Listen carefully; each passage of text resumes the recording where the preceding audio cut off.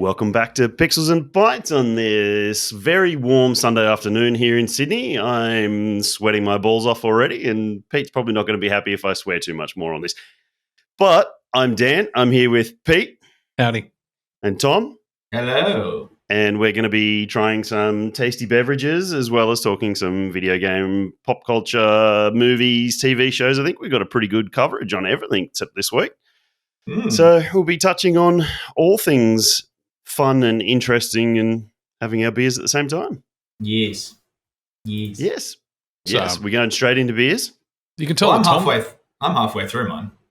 Yeah, well, I had to have one while we fucked around with my sound settings again for the 10th time. I don't know how much of this actually makes it through to the recordings, but I always have some sort of audio issues. I load in my PC and I either sound like a chipmunk, which hasn't been happening lately, which is nice. But the last two times we've tried to record, the sound has just not been working at all. Yeah. So me and Pete have spent we spent a good 45 minutes this time, 50 minutes. Yeah, probably almost close to an hour because we started just before 3, screwing around with this one, and in the end, Microsoft troubleshooting fixed it for us. And last time it took us an hour, and Tom just sits there and twiddles his thumb. I mean, look at that shirt too. That's a fucking James T. Kirk level of chest. It's warm day. I've gone full Selleck. I'm not ashamed of it. Yeah, let's open it up. Yeah, that's what it is. Full Selleck. You're right. Yeah. Yeah, nice. Okay. What have you been drinking, Tom, then? Well, while I was waiting patiently and watching all the trailers that I hadn't watched yet, so that was actually good for me. You are super echoey. You are super echoey, Tom. Is there have you removed some cladding from the room somehow, or? You sure you're not running through your laptop mic again instead of your no mic? Oh, you talking to me about sound issues? That's fucking rich. The door's open. Do you want me to close the door? No. It's just it just sounds like you're in a I've got a lightsaber cathedral. I'll use that. Sounds like you're in a cathedral. Oh, hang on, Jasper's leaving. All right, piss off, puppy. Bye. It might have been that.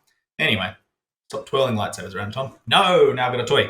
Actually, it fucking was too, by the way, as soon as you close that door. Well, there we go. The cathedral that is my hallway, obviously. Yeah. So I've been drinking the Freshwater Brewing from New South Wales. Their Wedge Cerveza. Now, I saw an article on the Crafty Pint the other day, is Cerveza the new craft? And I went, fuck off. They're making a comeback. I had many, many words to say about that article, some of which, all of which I don't think can be repeated on this podcast because I wasn't particularly pleasant to some people. So basically summed up by what I just said. So yes, I was actually at an event the other week in Freshwater with 2 stalls down. So we did a little beer trade as you do at those events. And they gave me this. It's 4.6%. It's just a, Mexican style lager. They say they put a bit of sea salt in there, and it's got to be a hint of citrus, but it's good for what it is, but it's not my style of lager, especially in, Oktoberfest season when you're getting all these fantastic German style lagers. It is perfect though for a day like today. It is very, very quenching of the thirst. And it's a little bit warmer now because it's been sitting here for a while, but it's very much one of those beers that you would take to the beach and you'd have 1 or 2 after you get out of the surf. I imagine that would be so much better straight out of the surf as well if you had a bit of like actual sea salt on your face or something. Took a sip in, but it's not the next big thing. So eat a bag of dicks, Crafty Pint. Yeah, I'll fight you. But it's very well made by Freshwater. I've got a few of their beers to try, not on today, but they gave us a couple. So I'm going to give that let's give it a 4. Why not? I can't go into much else about it because it's... What makes a Cerveza? I mean, it's absolutely like crystal clear. It's a light bodied, usually has corn, traditionally has corn as an adjunct in it. I think some people might use rice these days. But just really light, really low bitterness, not pretty innocuous overall. Is it a lager style or is it Yeah, its own thing? It's a lager style. Yeah. Okay. Doesn't Well, say if they use Cerveza just corn. means beer in Spanish. Oh, well, that's very inventive of them. Yeah. Cool. So slice a lime in it then. On that, I do need to give Freshwater credit. And actually, I'm changing my score. They're getting an extra 0.25 for this. Let's have a nice little dig at Corona. They finish off by saying, a sun-drenched sundowner with a touch of Aussie citrus and sea salt. We know where we'd rather be. That is a great little dig on the back of the can. Well done. Extra points. I've gone the same sort of route, Tom, with a nice warm weather quenching beer. I've got Gypsy Fox Hoptimism. It's the New Zealand Pilsner. 5.2%. It's got a really good... It might have a little bit of age on it, but the New Zealand hop character is still coming through really nice. It's got a really nice spiced New Zealand hop character to it. Might have liked just a little bit more bitterness, but it's got a good bitterness to it. It's very light bodied as well, and just for this heat, it's just perfect as well. So I may regret my next two choices in this heat, depending if it gets hotter in the afternoon or if we start to get a bit of a change come over soon. But this is a really good way to start. Really enjoyable too. I'm pretty on the New Zealand Pilsners at the moment, so it's a good new invention that the industry's done over the last year or two. So good. I think we might go 4.25 for that one as well. Yeah, nice. I would have really liked to try it straight fresh. It's got no package date on it. It's best before 14th of March. 24, so it's just showing a little bit of oxidization, a little bit of age, but it's still a very, very good beer. Beautiful. Nice.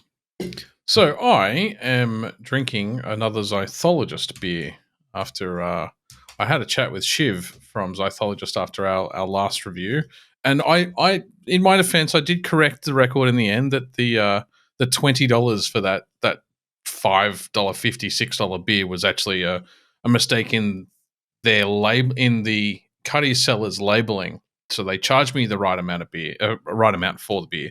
And I also then, in my defense, showed you guys a photo of the way that they've labeled those shells because I wasn't going crazy, right? That was I backed you up on that. Yeah, it was a very, very, very tiny 4-pack little note next to that price. Yeah. So it's got like $20 in big letters and then in the minutest fine print for a 4-pack. Anyway, so I had a chat with Shiv, and Shiv recommended I try because I wasn't a fan of the English brown ale. So this is Rubidium, and again I've gone the same route as you guys. Now it's actually a cooler red. Rubidium. It's a cooler red in real life than it shows on the camera warms up the temperature of the red color there a little bit, but it is a raspberry and rose cream sour. It is. Raspberry and rose cream sour. That's interesting. Yeah, it's a pure peach color. It's a little bit cloudy. And again, same as you two, I've gone the refreshing summery beer kind of route, and it's not a sour flavor I think I've ever tried before because it's not overpoweringly raspberry. You get a lot of rose water out of it. So didn't you say strawberry? No, raspberry. No, you said raspberry. Okay. Raspberry and rose cream sour. Bit of R&R, baby. Bit of R&R. Linnaeus created the modern system, blah, blah, blah, blah, blah. Just looking at the side of the beer. For example, several species come from a genus, blah, blah, blah. This elemental beer focuses on the rosacea. Rosacea? I don't know how to say that word. It's in Latin. Family, a parent rank to rose, raspberry, loganberry, and blackberry. The genus of these berries is rubus, which comes from their characteristic red color and the inspiration for the name of this beer. Rubidium. We give you this, the first rose of summer. Yeah. Contains water, malt, hops, yeast, lactose, raspberries, and rose. So I don't think it's rose water. I actually think it's rose. I don't know if that means there's flowers mashed into it. How do you put rose in a beer if you don't petals in a tea bag? Just who knows? But it actually tastes really good. It's not too mouth puckeringly sour, but it's kind of right on that edge.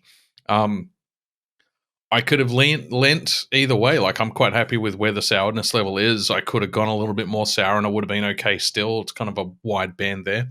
I don't know when it was made, but its best before is 29th of March next year. So I suspect it's probably halfway through its life cycle. Really good beer to start, actually. I don't think I said what the ABV was. I don't think you did either. And I don't know where it is. 5.6. 5.6. And I only paid $6 for the can, just for the record. So I'm going to give read the fine print. Yeah, well, no, I took a photo and I checked it on the way home. Yeah. I'm going to give that a 4.25 as well. Oh, So- Gus. Solid Yes. start. Yes.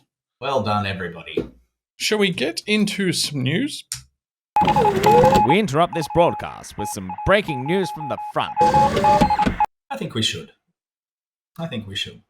Well, let's rip the Band-Aid off and get into some sad news first. Always start with sad news and we just go up from there. Yes, Michael Gambon passed away earlier this week. He's 82, pneumonia. There you go. Yeah. Poor Yeah. bastard. That's rubbish.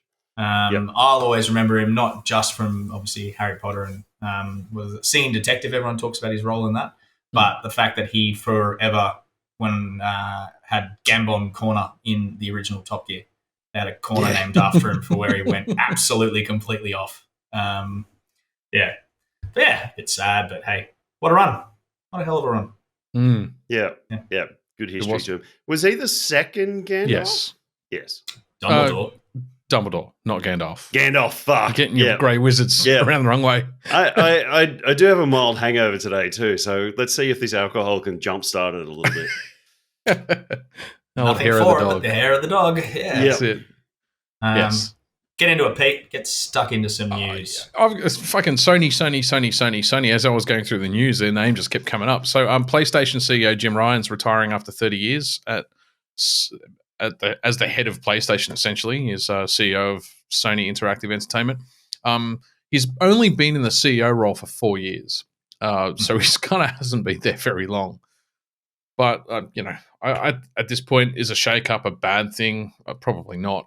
Ironically, the group C, the person who's going to step in temporarily until they select a replacement is already the group COO, the group CFO, and a CEO from one of the other Sony parts. So yeah, right. it's a lot Doesn't of fucking sound like hats. a conflict of interest at all. No, not at all. No. The chief of operations and the money. Yeah, exactly. The one making the decisions can also authorize the finance for it as well. Yeah. So Microtransactions in all your what fucking could go games. wrong? Yeah, what could go wrong? Yeah, dictatorship start. Speaking of, so Gaming Heads, and look, I have to admit I've never heard of this company before, but I did have a look at some of their toys. So Gaming Heads is a collectible manufacturer. I think they're based in Hong Kong. Making some really nice quality Last of Us 2 statues, but also do some God of War and Bloodborne collectibles. They've been operating for 10 years. Yeah. They've been working with Sony. Do you want the stage for a sec, Tom? I can't tell. No, they're just expensive. Yeah, they are. But then you look at something like Hot Toys. Holy shitballs! That the Doom one is like $1,800. That's what I went straight to as well. $2,000. You went straight to Doom, did you? Whoa, that's a lot. Yeah. Yeah. Sorry, Yeah. Peter. Sorry. I mean, Not at all. it's cool, but I don't think it's $2,000 cool. Yeah, I hear you. But also, if you have a look at the titles that they pick, they're titles that you don't see a lot of collectibles for. Like they've got Fallout and Skyrim. You don't see a whole lot of Fallout and Skyrim collectibles hanging around. But apparently they were doing a shit. You're right. Apparently they were doing a shitload of things like The Last of Us, and Sony has basically sent a cease and desist to say that they must destroy all existing merchandise instead of shipping existing orders. So for stuff that they've already manufactured, Sony's told them to get rid of it. They're saying that they've already paid royalties because these guys don't seem like they were doing the dodgy copyright infringement. They were actually in partnership with all of the parent companies. Yeah, it doesn't look like they're not an Etsy. No. An Etsy No, it's not store some or guy with a something like fucking 3D printer at home Yeah. with his Elgoo. Yeah. So for Sony to turn around and say you must destroy all existing merchandise is fucked. Obviously that can't be the whole story, right? Because why would Sony do a backflip after accepting royalties? They know they're going to end up in court if that's the case. The worst part is And just to make it uglier, the company Gaming Heads is now telling their existing customers who've prepaid for orders, sorry, you're going to have to chase Sony for a refund for your payment because we're not shipping you your collectible anymore. For the Sony ones? Yeah. Like the Sony, yeah, okay. Yeah. Right. But if you go to a retailer and you pay $2,000 to order something and then they tell you to go and contact some random third party you've never spoken to, like how the fuck does that work? The first tab on their website is actually licenses. So it's not. Once again, it's not like that they're just IP infringement. Dodge, You're not just printing Mickey Mouse T-shirts out of their backyard. Legacy of Kain. They've got a Raziel. That's cool. That's only $150. I might have to add that to my collection. I mean, I'm hovering over the buy now button for the Skyrim Dragonborn helmet at $80. But you know what? Let's just pump the brakes there. What have I done? Hey. What have I done? Just make what sure. What have you done? Anyway, moving. Ooh, the Raziel one is it's got a light. It's got a light in his sword, in his light reaver. Yeah, wow. Okay, cool. Well done, Pete. Except it's $150 for just the blade. It's not. It doesn't actually come with the Soul Reaver. What statue? Read the fine print. The Raziel statue is not included. $1,300 for the Raziel statue. Yes, it's $1,300 for the statue, and then another $150 to upgrade his blade to a light one. When are they ever going to make another Soul Reaver? I mean, the Soul Reaver games were fucking spectacular. Speaking of fucking spectacular games that they were supposed to be remaking, it sounds like the KOTOR remake is on. Has dead ended. That's dead. Yeah. So Sony's now taken the trailer down and has deleted all tweets. It's Embracer Group, not Sony. Was it on their channel? Was it because it was Sony's Twitter feed that deleted all the tweets? It was linked to a state of play. Was how they revealed it, and they've gone September back through, showcase. Yeah, and they've gone back through and ripped everything off. They're just yoink back. Yeah. No, it's not a thing anymore. Sorry, guys. Yeah. Over to you on the topic let's of Star light Wars. a pyre for abandoned Star Wars games. It just keeps getting bigger and bigger, and I keep getting angrier and angrier. Well, yeah, I think this is a bit. I don't know if this is. I can't say good or bad news. I think it's probably bad news for the series, but Stig Asmussen is leaving Respawn and EA, but he was the one who was really behind. He was the creative director for Fallen Order and Survivor, and with them, Callum Monaghan coming out and saying that he started doing pre-work for Jedi 3. Yeah, I don't know if it's a good thing to lose your creative director who really. It's typically not a good thing. Yeah. Having said that, God of War rotates creative directors every 2 games, and they seem to have consistently delivered good games. So the creative director that brought us the new God of War was not the same creative director as who brought us the sequel, and yet those 2 games were 100% consistent and contiguous. Yeah. So it's not necessarily a bad thing if they pick the right person to replace them. Yes, and hopefully they do, because I'm very excited for the third. We shall see. Yeah. I do. Was there any news on why he left or why he was moving on? Like, because that does seem a bit interesting that if you put that much care into 2 games and the last one, or both of them being a huge success, it seemed like there were differences between EA and him, and especially the way EA has handled Star Wars over the years. Yeah. Okay. Kind of fucked that license a little bit, except for the last couple. But yeah. Yep. Okay. Cool. Yep. We'll keep my mouth shut. We'll all be playing Call of Duty on our PlayStation 5s. None of us will be playing Call of Duty on our... But some people will. So the people who only own their PlayStation consoles for Call of Duty. That's right. Will get to still do that, yes. So it now seems certain that Activision Blizzard will be acquired by Microsoft. Sony and Microsoft have just signed a deal to make sure that Call of Duty continues to be co-released on both platforms indefinitely. Sony couldn't pull their fucking finger out and guarantee that Elder Scrolls 6 would be. Come on. No. Get your fucking priorities right, you dumb idiots. I'm glad Jim Ryan's gone. Fuck off. After I've just dropped $800 on a fucking Xbox system, and I've already bored of Starfield, but we'll talk about that later. Cannot. Still on Sony, they've been hacked yet again. Those fuckers just need to, for all the C-level executives they've jammed into that one guy's head, they definitely need a CISO, a Chief Information Security Officer, because those fuckers just keep getting hacked. So last time it was 77 million user accounts. That was the massive one, yeah. That was some time ago now. And they ended up being dragged in front of Congress to explain how they fucked up so badly and how that many people's personal details got compromised in one hack. This time it's only 6,000 internal files were basically ransomed by a company that seems to do ransomware as a service. So you can retain them to hack into a company and ransom their shit, right? But Sony basically refused to pay. People are just but they're not people. Worst, aren't they? But they're not people. These are all state-sponsored groups. This one's apparently has ties back to Russia, which quite a few have been tied back to Russia. Others have been tied back to China. It's all the normal.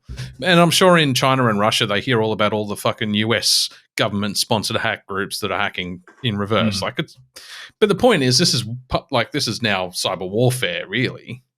So Sony have said they're not going to pay the ransomware. So the hackers have basically said, "Cool, we'll be selling your shit on the dark web soon." So we're just waiting to see what comes up. Maybe that's what they're going to do with this new CFO. He's just going to go and be like, "Oh well, I'll just buy it back with some of our profits." Look at that! Cool. Look at that! Wow. Oh no! Please, no! Take that away. Your oblong fucking head. You look like Day of the Tentacles. I was supposed to say it's Dan and a lava lamp. That's that image for me. Groovy, baby. Over to Utah. Oh, yes, it's my favorite thing. There's some your new PSPlus games. So you got Callisto Protocol or Dead Space Light.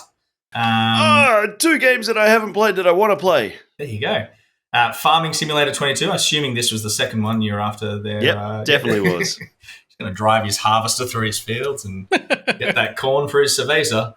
And then Weird West, which is isometric top-down cel-shaded from memory. I briefly watched the trailer of it. Yeah. I think so. The second one came out only 6 months ago. It looks pretty good. Yeah. Because I wanted to play the first one before I played the second one, obviously. Yeah. But the second one, because it's turn-based combat, and the second one did something a bit different that I hadn't seen before in a turn-based combat. They have dynamic environments. So the first battle that you get into I watched a first 20-minute gameplay of it. Yeah. The first battle you get into in the second one is done on a train, and the train, you're doing your turn-based combat, but the train is moving while you're on the platform doing your turn-based combat. So there's something dynamic happening in the environments as you're just plodding along in the game, which just makes it that little bit more interesting, I think. So it's something we haven't seen before, really. All turn-based combats are static. Fairly static, yeah. Usually static maps. So, yeah. Well, there you go. So they are probably going to all drop it's the 1st of October today, and the next couple of days. They usually drop in the first week of October. Yes. For you, Peter, the High on Knife, which is the DLC for High on Life, releases in 2 days. Yeah. If you're going to jump back into that. I'm not. Okay. Well, it's been nice knowing you guys. Yeah, I'll just go and fuck myself. I wasn't having to go at you. I've played the game. I finished the game. Was it good enough to bother starting it from 0 again just to play the DLC? Not really. So why would you have to start from scratch again to play the DLC? Well, now it's been released on PlayStation 5. I'd probably just go back and get the Platinum if I was going to play it again. Oh, right. Because what would make it, what would give me any kind of point to wanting to replay the original game? I don't know. It was fun and it was different, but it was ultimately a short first-person shooter game with a sense of humor, and I can now move on with my life. Hey, there you go. You know, there you go. Well, I put it there just in case. Anyway, back to the Embracer Group, who we talked about earlier. They flew too close to the sun and they've burnt the wax off their wings. So they're apparently shopping around to try and get rid of Gearbox, which is the studio behind Borderlands, and a bunch of other games. Kind of 3 weeks after they announced they were shutting down Volition, which is the guys who did the Saints Row series. So definitely bit off more than they could chew. Oh, for sure. But Borderlands, Gearbox, were quite successful with Tiny Tina's Wonderlands. So I thought that was quite a successful game. So I think all the Borderlands have been. Yeah. So why would you be trying to spin that studio off? I don't know what else they've got in their portfolio. Maybe it was just the worst of the best. They tried to buy everything at once, kind of, about 6 months ago. But yeah, Gearbox of the Borderlands series has been great. He says as he still has a shrink-wrapped copy of Borderlands 3 he's never got around to playing. So do I. One day. Yeah, because we're all going to play it together, remember? Yeah, we'll get around to it. And then we didn't. And then last little bit of news, which one I'm excited about. So the Albanese government, which is our current government, for those playing at home, just in case you're confused, they've revealed that their reforms to the classification of games containing simulated gambling will go into effect starting September 2024. So about a year away.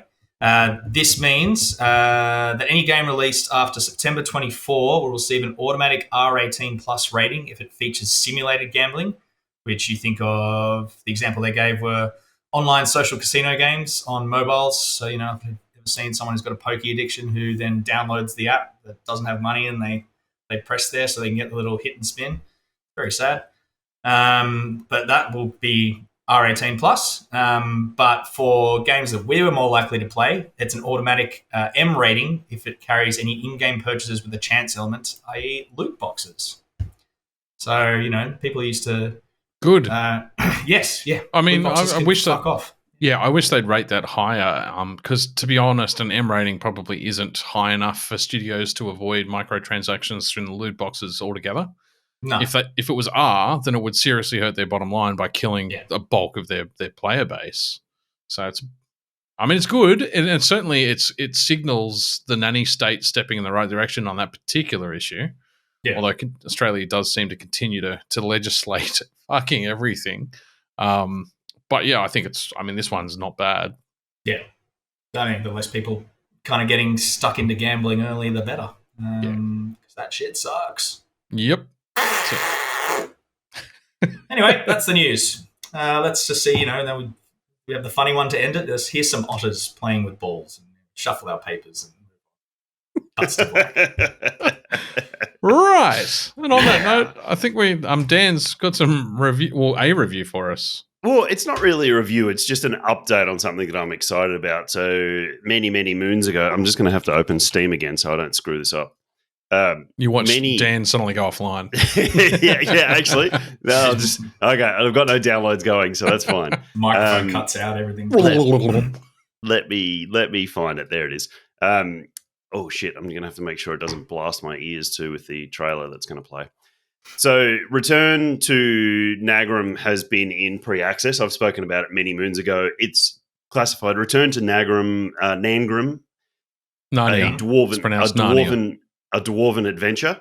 So it's kind of a dwarvish Skyrim with a lot more crafting and survival elements. I know you can turn survival mode on in Skyrim these days, but this has got farming and crafting and everything to do in the game as well. I've played the demo several times just because I'm really looking forward to it. Mm-hmm. It's a very pretty game, first person.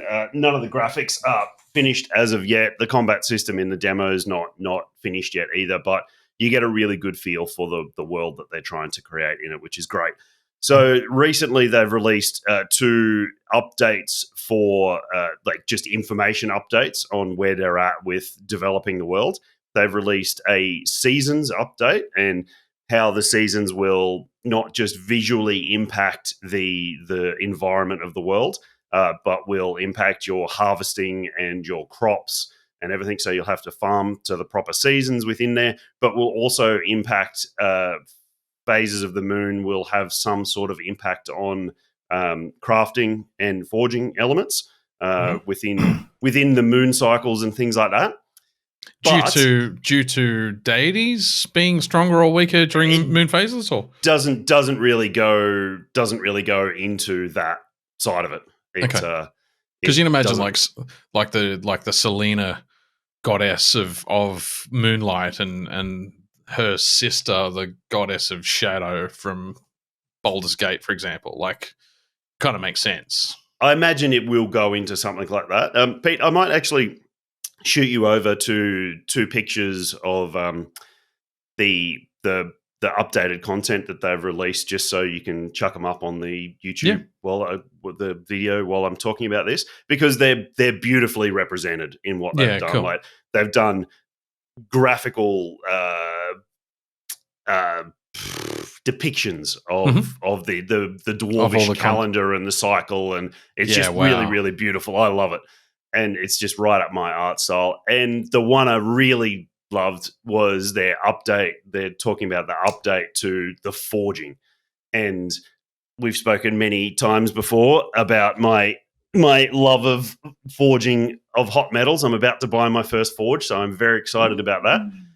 But nice. within the gaming elements, they have even within the demo, you need to control the temperature of the forge. With most other games, when it comes to forging weapons or anything like that, you chuck the wood in the fire, and it's a token effort at best of the mechanics of forging. Exactly. So within this, you have to control the heat. So the amount different minerals need a different heat to be able to forge them correctly. You need to be able to obviously they've got a little thing here that's mining, extracting, tooling, and forging. So there's smelting of metals and everything that need to be done at different temperatures than actually forging of tools and weapons and everything as you go along. But one thing that they've put into this, which I think is just it's just beautiful. They've added an anvil and anvil positions and how many strikes when you're crafting an item you do on certain positions on the anvil. So there's the heel of the anvil, the face of the anvil, the step horn of the anvil, and the horn of the anvil. And you can lay it out how many strikes on each section of the anvil. They've said that you potentially, by trying combinations, you might unlock recipes of other dwarvish clans. But the best thing that they've put in on this side of it, which makes like me Dan in a candy store. Oh man, it's called Crafting the Melody. Hear the echoes of the mountain. Right. I'm going to read this. Like I said, I'm a little hungover. I'm going to stumble over this a little bit, but I'm going to try and get it out in one hit. Feel the resonance of the mountain with each hammer blow on the anvil. The metals have their song, their rhythm, and as a master blacksmith, you'll learn to play the song. The dwarven crafting melody is a symphony that resonates deep within the heart of the mountain, where the art of metallurgy takes on a mystical form. Every clang of the hammer against the metal isn't just a mere strike, but a note forming a unique song that speaks to the essence of each item being crafted. As the smith's hammer falls, it taps into the rhythm of the mountain itself, echoing ancient beats that have pulsated through the earth for eons. The anvil and the hammer serve as instruments that amplify this rhythm, allowing the crafter to tune into each melody and mold the metal in harmony. The result is a piece that isn't just a tool or a weapon, but is a manifestation of the mountain's song and legacy of the ancestral spirits. Each crafted piece is to be a blade. Each crafted piece, be it a blade, armor, or trinket, carries with it a distinct song, a testament to the skill and spiritual connection of the hands who forged it. So, and then they've got a little blacked out section that you can hover over, which is a little bit of a definition of that. Spoiler. So it says technically the number of blows and their intensity at different anvil positions defines the forging melody, which corresponds to a numerical hash. This hash defines the procedural appearance of the forged item, tool, weapon, jewelry, tankard, etc. If you change the melody, the shape changes in tandem. So if you're crafting a sword and you do different strikes on different parts of the anvil, that determines, well, from what I'm reading, that The shape can and nature of the determine sword. the shape and nature of the blade, tool, weapon, jewelry that you're creating. And they've got a little thing under it that's got a little lute, the forging the melody. I wonder whether they're actually going to have something that's maybe procedurally generated with the anvil strikes. I'm so interested to hear what they do with the soundscape of the forging part of this this game. It absolutely warms the cockles of my heart to know that someone has gone to this much effort to create a forging mechanic within a dwarvish game. I mean, these people obviously love the mythology that they're creating around this world so much that, I mean, they're creating backstory graphic novels and books and everything to correspond with the creation of this game. They're absolutely going all in with this, and I will preach this to the day it comes out, and hopefully well after it comes out, and get as many people to purchase this as possible, because these people need to be absolutely commended for the effort that they're putting in on this. Yeah, right. Yeah, wow. That's good. That's me done. Yeah, that's the most I've talked on the podcast in a long time, I think. It's like 10 episodes. So, that's why Tom and I are just stunned into silence. Should we review our second beer? It's up to you, timekeeper.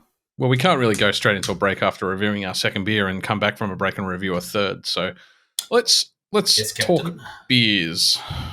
Someone else go first this time. Thank you, Dan. What are you drinking? I've got Southern Highlands Brewing Co. Ronin Japanese Double IPA. I was very interested. Good double IPAs are hard to come by. Hard to come by. The Japanese side of it interested me. I don't know what's Japanese about it. I'm sure it's probably written on here somewhere. But wasn't it co-brewed with a Japanese brewery? I don't know. The sun's gone behind a cloud, and I don't have a light on. It's either that or the Japanese quad, because I've had that one. I think that was the Japanese quad you were talking about. Right. Give me a light. I'll look it up. Ugh. You keep talking about your beer. Blending rice, malt, and that'd be it. It's the rice, sriracha. Yep, and a Japanese hop too, I think. Sriracha. Sriracha Ace. Yeah. Is that Japanese spread Sriracha Ace used as a late addition and dry hop? Yeah, cool. It's really nice. It's it's a little bit lighter bodied than I originally went into, but I guess being with a rice. Japanese rice, I probably should have preempted that. But that doesn't. That's not a takeaway from it. It was just my dumb preconception going into a double IPA and being an American double IPA. But I should have, when it said Japanese double IPA, I should have already realized that. The hop character is really nice. It's got a kind of bit of a herbally, mentholy character to the hop character. The bitterness is nice and dominant without being harsh or sharp.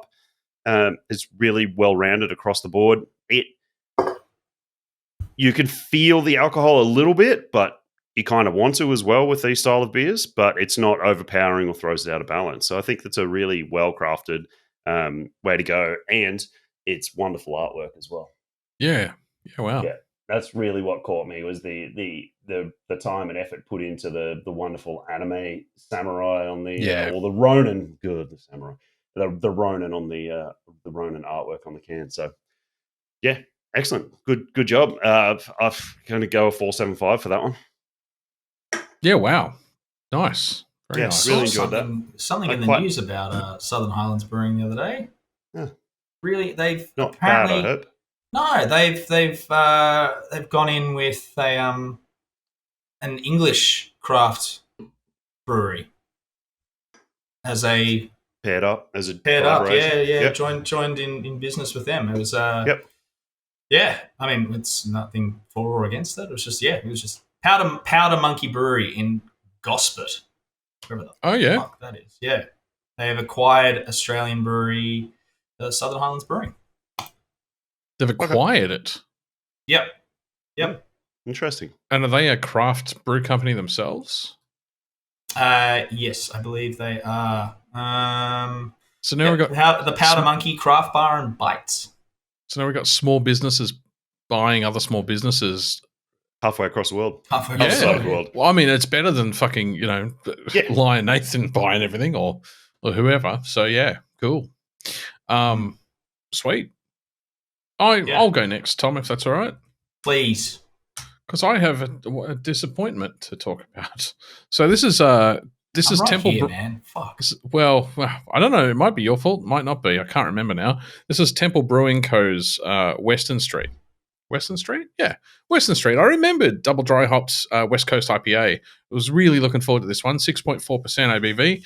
And I'm reading the description with very brief description. Our classic West Coast IPA, a trio of cryo hops providing piney, dank aromas, balanced body, and lingering resin-like bitterness. Now, this could only have come from one of two places and was purchased in the last 3 weeks.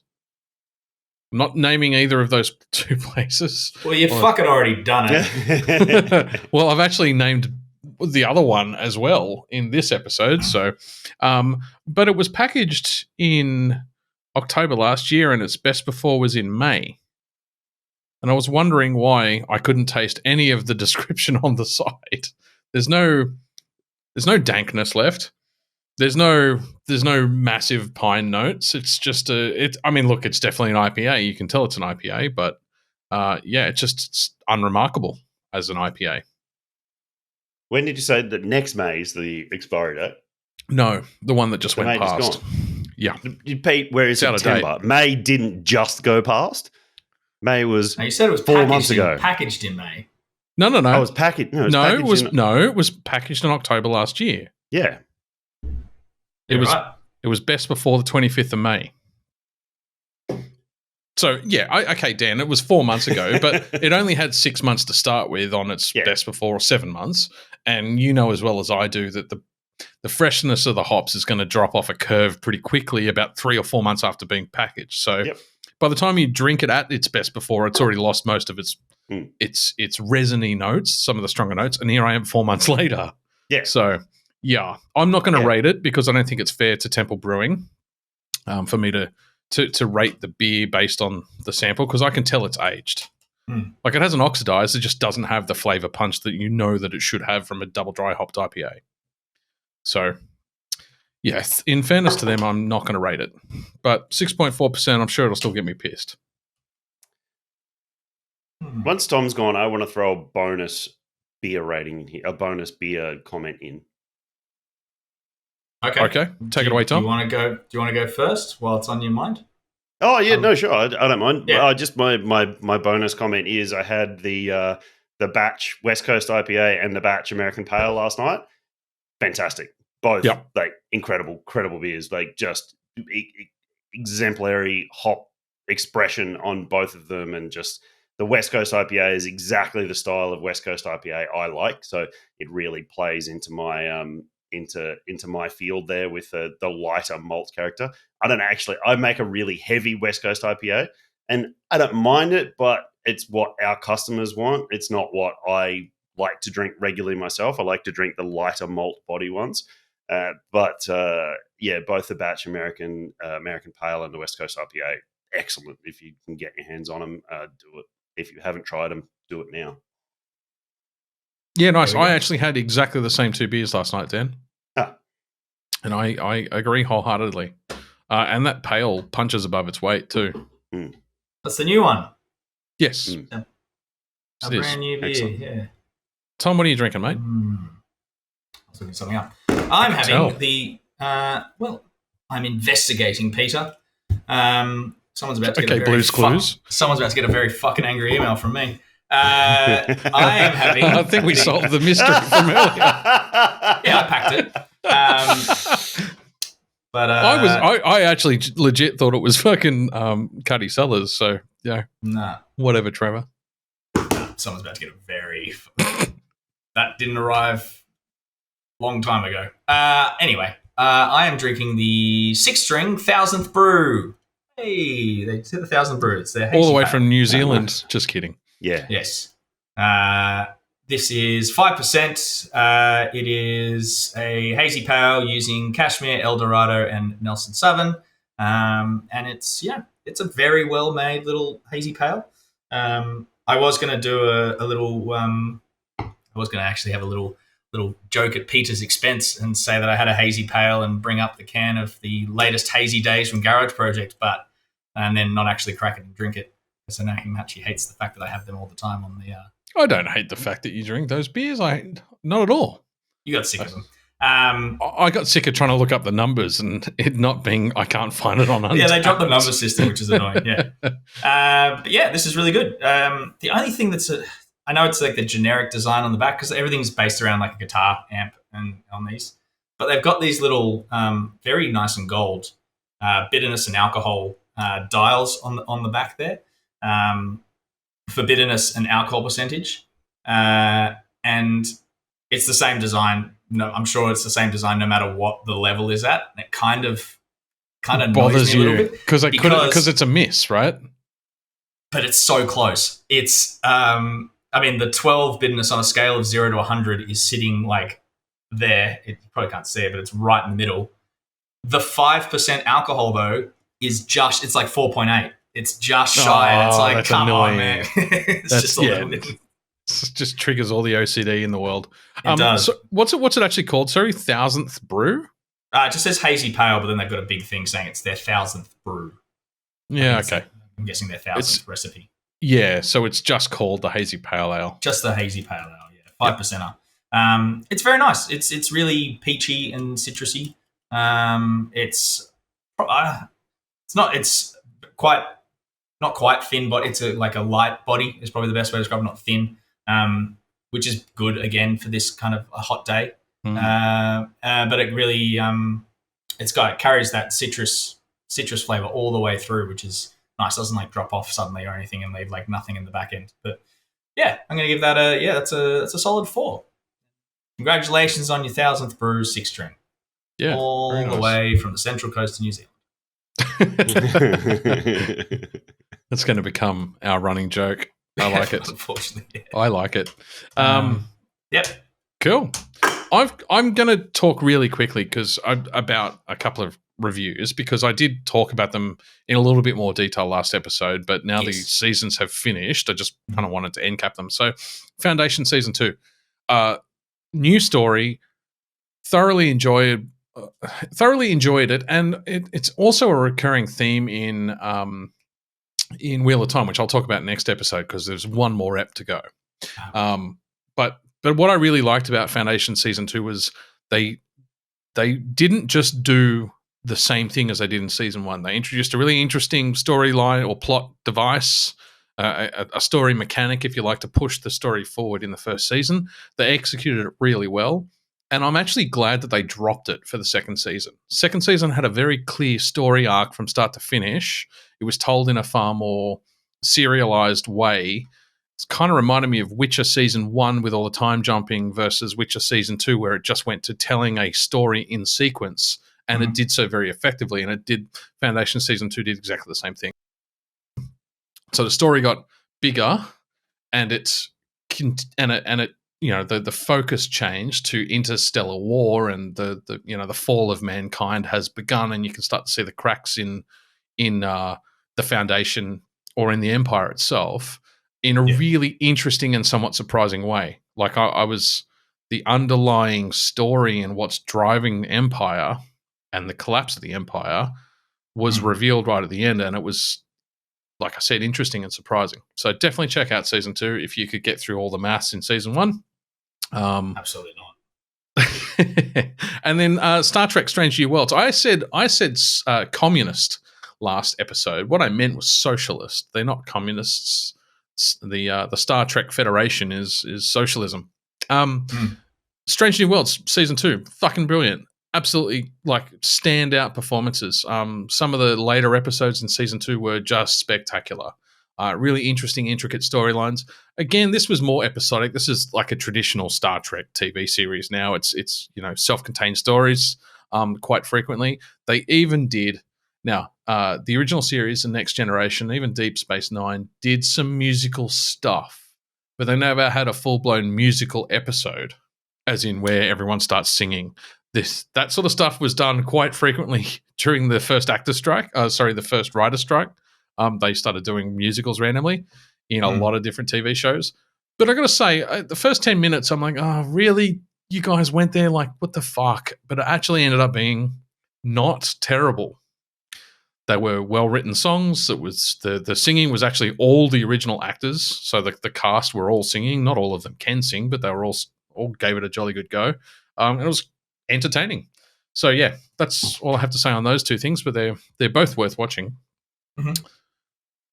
And Dan, you're on mute, my friend. Pete, sorry, you've gone super. Oh, I'm glad that wasn't just me. Pixelated, like horribly pixelated, and it's like your bandwidth just went to the toilet. Yeah, it's all right. It'll pick back up. It'll catch up. Always does. Did you like that I stayed in character the whole time and was just like, yes, I can understand entirely what you're saying. Something about singing. You're saying you couldn't hear me either. You were garbled as all hell. Yeah, we got most of it. You might want to check that when we go to break. Okay. Then you'll have to do the voiceover recording like I said. Luckily, I can put on my own voice quite well. That's it, I think. Any other reviews? Nothing to review. We haven't been watching anything new lately, except we've gone back and restarted UK Taskmaster at season 1, and we're going all the way through. Well, the new season's just started too. Yeah, well, weekly episode drops. Yeah, we've decided, fuck it, we're going straight back to the start. Yeah. And we were, for some reason, started randomly on season 9. And it's like, no, we've missed all these. Let's go back and we'll start from the beginning. Oh, some of those early ones were fucking fantastic. Yeah. But I'm also in the same kind of boat as Pete, as I've got a couple of series that are like, it's one episode left. I'm like, I don't want to review it yet. I just want to. Yeah, it's annoying, isn't it? Yeah. Especially if it's good because you want to talk about it, but you know you shouldn't. Yeah. Well, now that you say that, I know it's not your guys' interest, but American Horror Story just started their newest season as well. And after the disappointment of last season, which was a fine season, but just not American Horror Story, this one after one episode is back to its strengths, back to its American Horror Story weirdness and janky bad acting. I remember I've never sat down to watch it, but the ex-wife used to play it all the time, and I know that she spoke to Lou about it quite a lot as well. And so I did see a few episodes in the background while I was kind of in the room but not watching. And I could totally relate instantly to janky acting. Yeah. Oh, it's massively janky acting. Yeah, really. And like a year had passed, and I go, hang on, this is season 2, right? But it's totally different now. It's set in an asylum, whereas last season it was set somewhere else. And they're the same actors. Are they the same characters? She's like, no. So it's the same cast every season. Not mostly. Always. Yeah, but I mean, there's also the season 5 or 6. I think we're up to 7 or 8 now. I can't remember. But it was called American Story Apocalypse. Right. Actually went back and crossed over with season 3. The coven. So you've got where you're talking about, you've got all the same actors playing different parts in different stories as each season goes along, and completely most of them unconnected. But and then you had a complete connection there between 2 seasons. A great deal of time passed between the 2, where there was no link in between there as well. So I always thought it was a cool concept to use the same cast to tell completely separate stories per season. It reminds me of like a theatre company putting on like two different Shakespeare plays, one after the other. It's interesting. It's definitely not for everybody because it is fucking weird, and you do have to get past the bad acting. Yeah. But some of them are good actors, but like Zachary Quinto's been in it since season 1, and he's not in all the seasons. He pops up here and there. Yeah, when he's not doing a movie or, getting paid lots of money to do other stuff. Yeah. And you can tell that he is by far the best quality actor that's in this season because he just hits it. So didn't Zachary start with dodgy TV in Hero? Wasn't that where he was kind of probably made his name? Yeah, he was the bad guy in Heroes, wasn't he? He was. Yeah. Oh God, the bad guy's name Sylar. Sylar. Thank you. Yeah. Yes, Jinx. So Here, I mean, I got you a Coke. I'm off the hook. cool. All right. I think on that note, we'll take a quick break. Okay. Hey.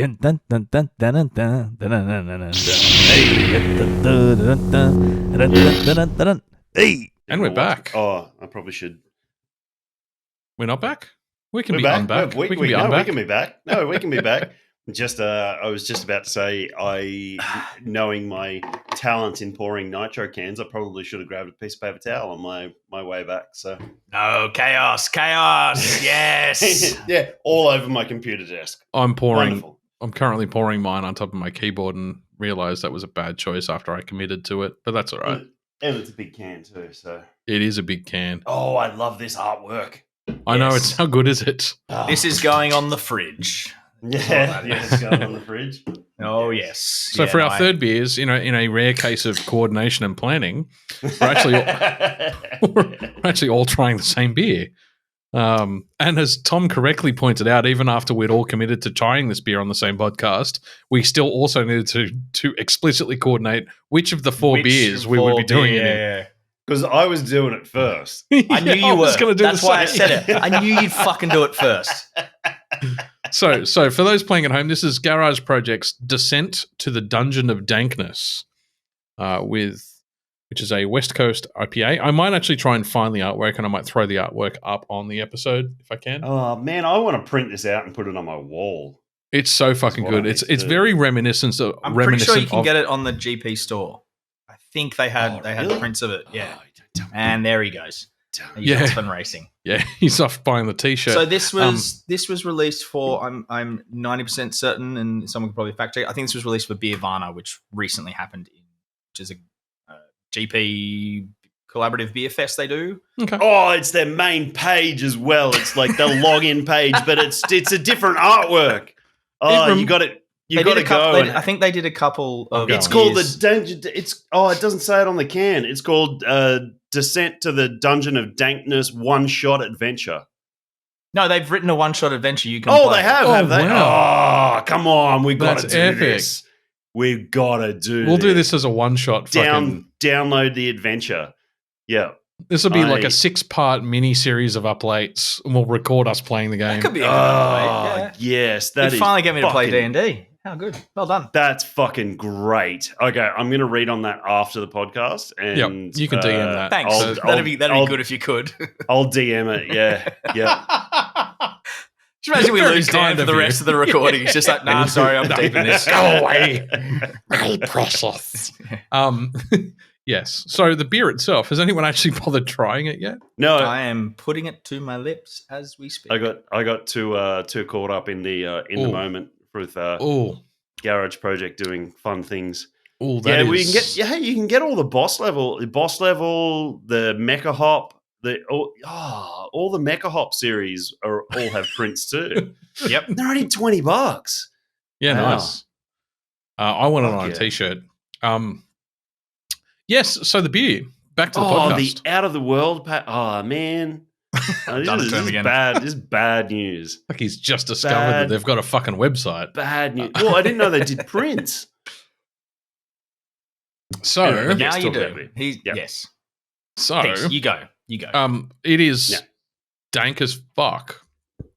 I mean, it is very grassy, very herbaceous. Yeah, dank is definitely the right word for it. Dank's got its own definition, right? It's not like anything else. It's got a very specific flavor. Yeah, so I would describe dank as that piney resinous that you get from American hop that is like smelling wet weed. Yeah, And like in turn wet hop as well. It has Yeah. that very specific piney, grassy, everything you just said, piney, grassy, Ah. herbaceous. Ah. but it's wetness. almost, but it's almost there's an acidity to the to the smell as well. Like it doesn't burn, but it's got that kind of almost a metallic twang to it. I can see where you're coming from with that. Yeah. I just figured out why this it's very, very good and why it was so familiar. They've used the terpenes again, the botanical terpenes. Mm. Yeah. Right. Which to enhance that amount of dankness, which is that beer I had yesterday, the Devil's Lettuce one they did. Yeah, I laughed at the name of that. It was great. I was at a wedding, great so I couldn't artwork too. reply, but Yeah. But it was super dank, like a real hit of lemon, which at first it kind of was synthetic, but then it went off. But it was just, I really think it was from adding these terpenes in. And they talk about in like the couple articles I read is they're favoring like the hop terpene. And Dan, you probably explain it better than I would, but just exactly what they actually do to a beer. But from what I gather, they literally just bump everything up to 16 out of 2. yeah, I'm not sure actually. I actually haven't done enough research on it, but that's from what I get to is that it's a flavor enhancer rather than a flavor itself. Yes. Okay. Let me do some the googling. Some brewer research. I'll put myself on mute They've said for this so beer, you don't have to listen to my clicky clacky keyboard. They're aromatic compounds found in many plants, Dan. Though many people commonly associate them with cannabis. I know what they are. I I just don't know what they like the actual the usage of. as in, are they extracting plant compounds and then re-adding them back into a brew at the end of the process to maintain the profile of the chemical structure? Maybe, yeah. Yeah, Well, you have fun with that. Yeah, okay, yeah. You biochemistry. I've literally just found an article, which is not just from Medical News Today. It's a from Cannabinoids Are Us. No. I'm on Medical News Today, which seems like a half legit website. I'm still on the Garage Project website. So they've used for this one, they've used... just giving up on the podcast. Fuck it. It's Sunday afternoon. No, it's long weekend. I'm reading the description of the beer. Yeah. They've brewed this with Nelson Sauvin, Strata, Centennial, and Columbus. And then they've added in the botanical terpenes. I love this beer. Like it's got it's almost a grapefruit pith as opposed to like a citrus, like an orange pith to it. As a main flavor profile. It's really bright. Yeah. Bright is which is funny when you think about descending into the dungeon. That wouldn't be bright. And it's like you can smell the dankness, let alone taste it. Yeah. Bright is a very good term, not just talking about it visually. Pete got a really good shot because of the glass that he's using just then when you were drinking, Pete. Like you can see the actual bright clarity of the actual product itself is where you're going to see my oblonged heading through the glass again if I do it. But I've actually got a proper color chart behind me if you want me to hold that up as well. But bright on the flavor and visual side of it is a really good descriptor of it, and probably not something that you would necessarily associate with the term dankness. Agreed. Excuse me. It's interesting because I am multitasking, much to the chagrin of ex-girlfriends everywhere. But terpenes seem to be responsible for the aromatic nature of almost all plants that are strongly aromatic. So that was the thing with the Devil's Lettuce one yesterday. Literally putting my face, like I was drinking out of a can as I was walking the dog, and sticking just up to the can hole and having a whiff. It was literally like I was standing in front of a bag of hops and just face in it, like having a big old whiff. It was so aromatic. But yeah, this is great. You know what? We should, Dan, we should save up a couple of these topics and I'll reach out to Shiv again and see if the guy will join us for the podcast. And we can, because I mean, he's a biochemist, right? Yeah. Oh, 100%. Some sort of chemist. Molecular chemist? I don't know. I didn't read his fucking LinkedIn profile. But I reckon it'd be interesting to have a conversation with somebody like that about these phenols and thiols and you know, these the fucking terpenes, cryo, and where it's all going as an industry as well. In terms of, we seem to be moving past what you can achieve naturally through a natural growth, like a natural growing process in hops. We did the dry hopping, then we did cryo hopping, and now we seem to be doing. They're still natural extracts, so the compounds themselves aren't synthetic, but they're synthetically extracted to add more and more flavor. So it'd be interesting to talk about the kind of the state of the industry. Yeah, Anyway. actually, that's a quite an interesting topic. It'll be a spotlight. It'll be our very first beer-related spotlight on this beer and pop culture podcast. There's an Australian HPA Hop Products Australia do quite a range of oils and extracts, hop extracts, and everything these days. So I've never really read or gone too far into it. I probably should, but it's one of those things that cost-wise, I guess, and everything. I know some people have started to use them in core range products, as in flavor enhancers and everything like that. It's but as you said, it is very much a turning point. Do we now continue to go this route and experiment with these things, or stick more to more traditional styles of brewing? So it's an interesting question to ask, probably a wider audience as well. All right. Well, I might start making inquiries, and we'll see if we can get somebody on the podcast. And I'll do some reading. But for those listening to this particular episode, you should definitely, excuse me. No, we've lost him. He's dead. Yeah, like and subscribe. And then that was one of the worst ones yet. And then let's talk about this beer. So I'm going to rank this very highly. This is at least a 4.5, if not a 4.75 for me. I love a dank as fuck West Coast with a lot of punch to it. Like it's got a nice lingering resiny flavor as well, long after you've taken your last sip. So I'm really digging that. So I'm going to stick with a 4.75. We'll average scores, I think. Tom? Yeah, look, it's the fuck just happened. Oh, my sister's calling me. Unfortunately, I will not answer that call. Yeah, I'm definitely into at least a 4.5 at a minimum. I think I want to get through a little bit more. Mine's very cold. I think it needs just a little warming up. So whereas my house is approximately 60 degrees centigrade at the moment. So. Yeah, I got no problem. I'm sitting in a closed room with a fan about this big with my PC running. So yeah. Very, very green street I'm on, luckily, so it's very cool. But yes, no, I'm gonna let this just warm up for a little bit, and I'll jump back in. But I just want to see if it improves a little bit. It will. It will as it opens up. I'm sure it will. Yeah. It's interesting too. Like mine's, like we've just said, mine's quite warm now as well. Not quite warm, but it's warm. Yeah, it's warm-ish. It'll be 7 or 8 degrees by now. Yeah, and the hop character is. It's so well made that there's nothing coming through for an IPA of this strength and of this hop character that puts you off drinking it warm.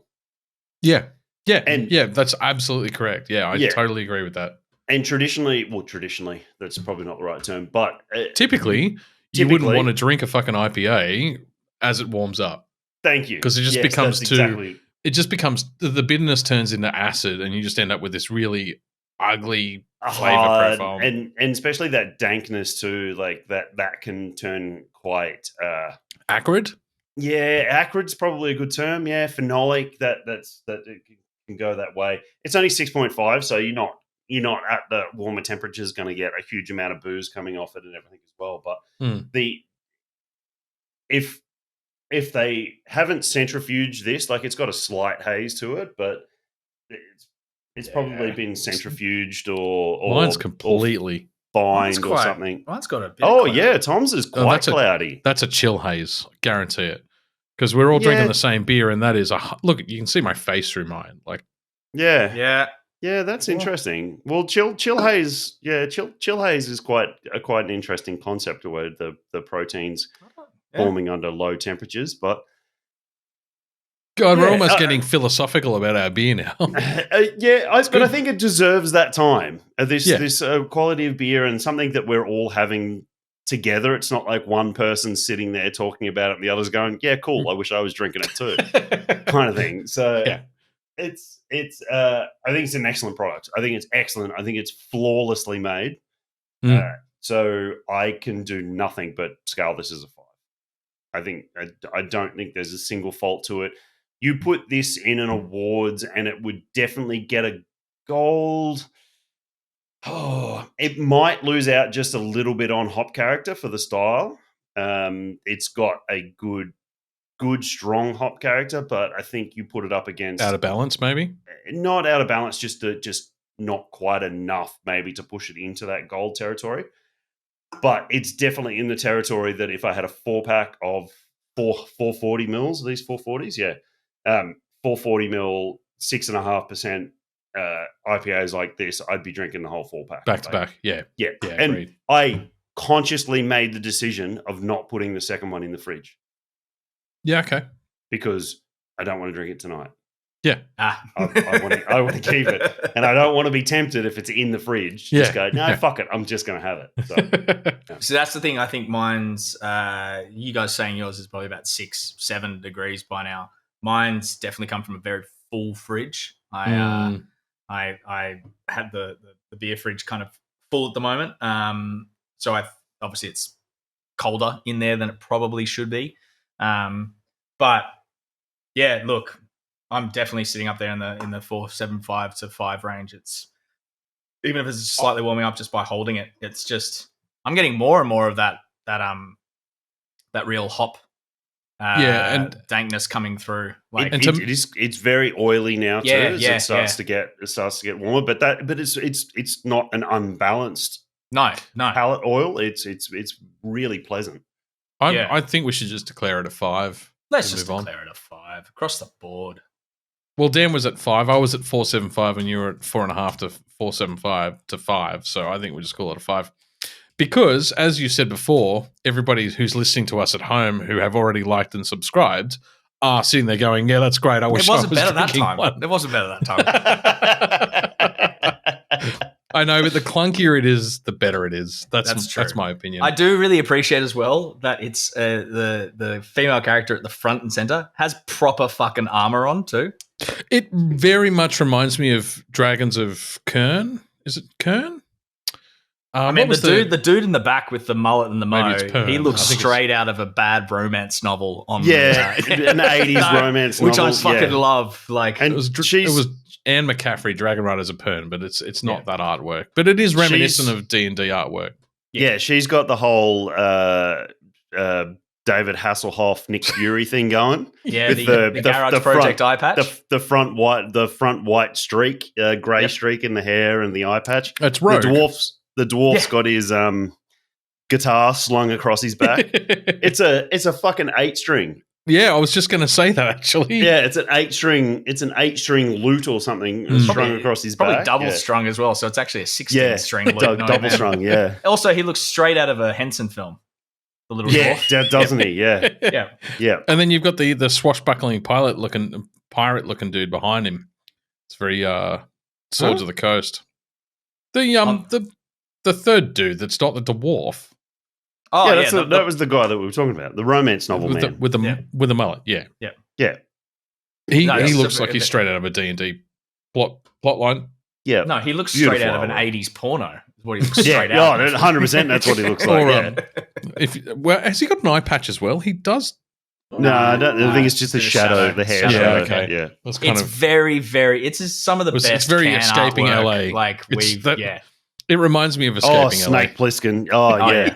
minus the mo. Just give him a beard. And you could Snake Plissken definitely. Yeah, look at him. Yeah. Yes, glorious. If only it would focus. Very similar. Yeah. All right, let's move on to a fucking trailer Manly trash. men in tights. 20 minutes on 20 minutes on a beer. Let's move into trailer trash. That beer deserves 20 minutes. Not true. More. First came off the rank. Toxic Avenger has a red band teaser trailer out. Look, it's a teaser trailer. You don't really get to see what the fuck's actually going to what's going on. You don't even see the Toxic Avenger himself. You see his silhouette of the Dinkleberries, yes, coming through as the Avenger. He's in fucking everything at the moment.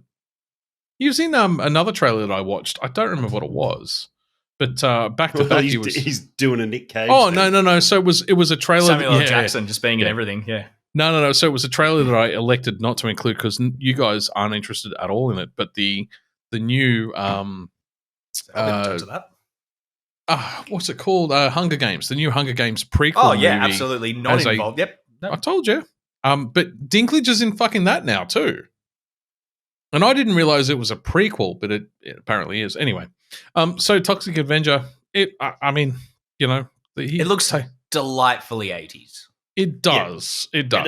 And it looks like they're like I don't really remember the original movie. I remember there was gratuitous nudity, but it looks like but it was 80s style nudity. Like it was. Oh yeah. Yeah, tear the blouse off the lady for no particular and then reason. Vroom, the big bush. Yeah.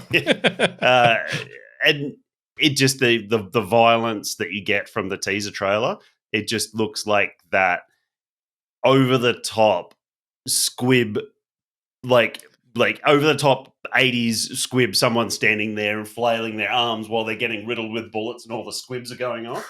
Yeah, that's what I get from that. So, sorry, I've done myself. Look out. Tom's hurt himself. Oh, just the whole thing about the gratuitous bush, and then it's like, no wonder he's got a mop handy. Just really set myself. For those playing at home, Tom made a joke in his own mind without vocalizing it first, and went into a laughing fit. I'm crying. I'm actually crying.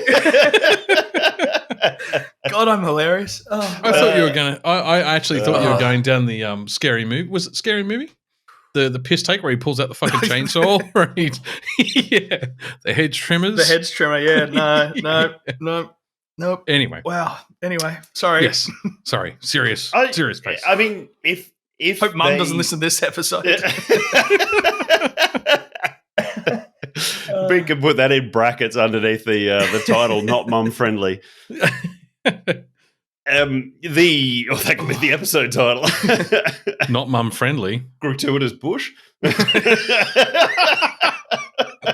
Wow. Yeah. Making up for the short first segment.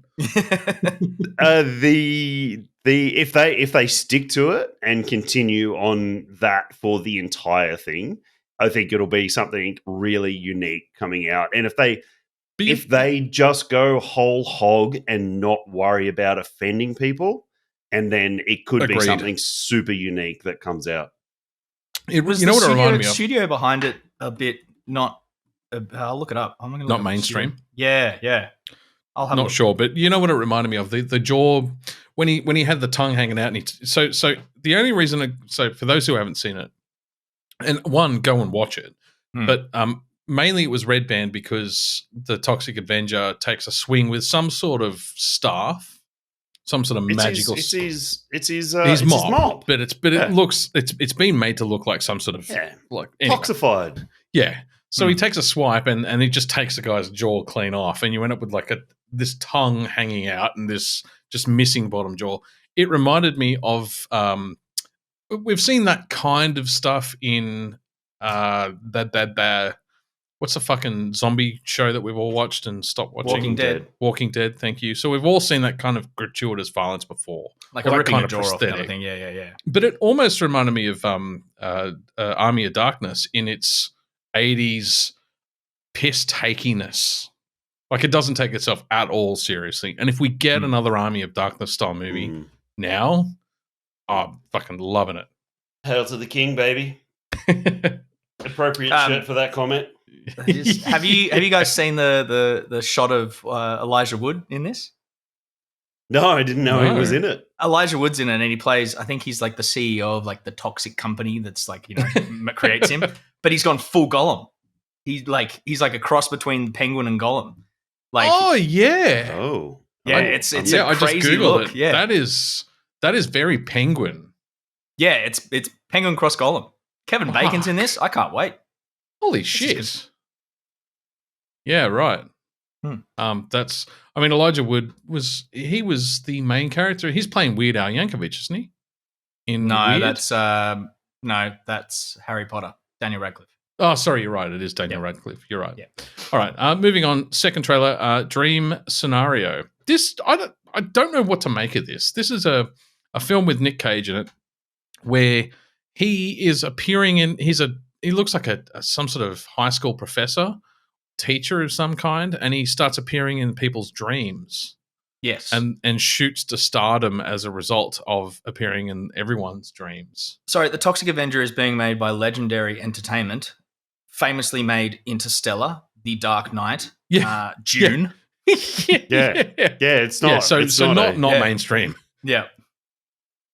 Well, you put Elijah Wood, Toxic Avenger, and it's just in the images, other than what he actually looks like in the movie.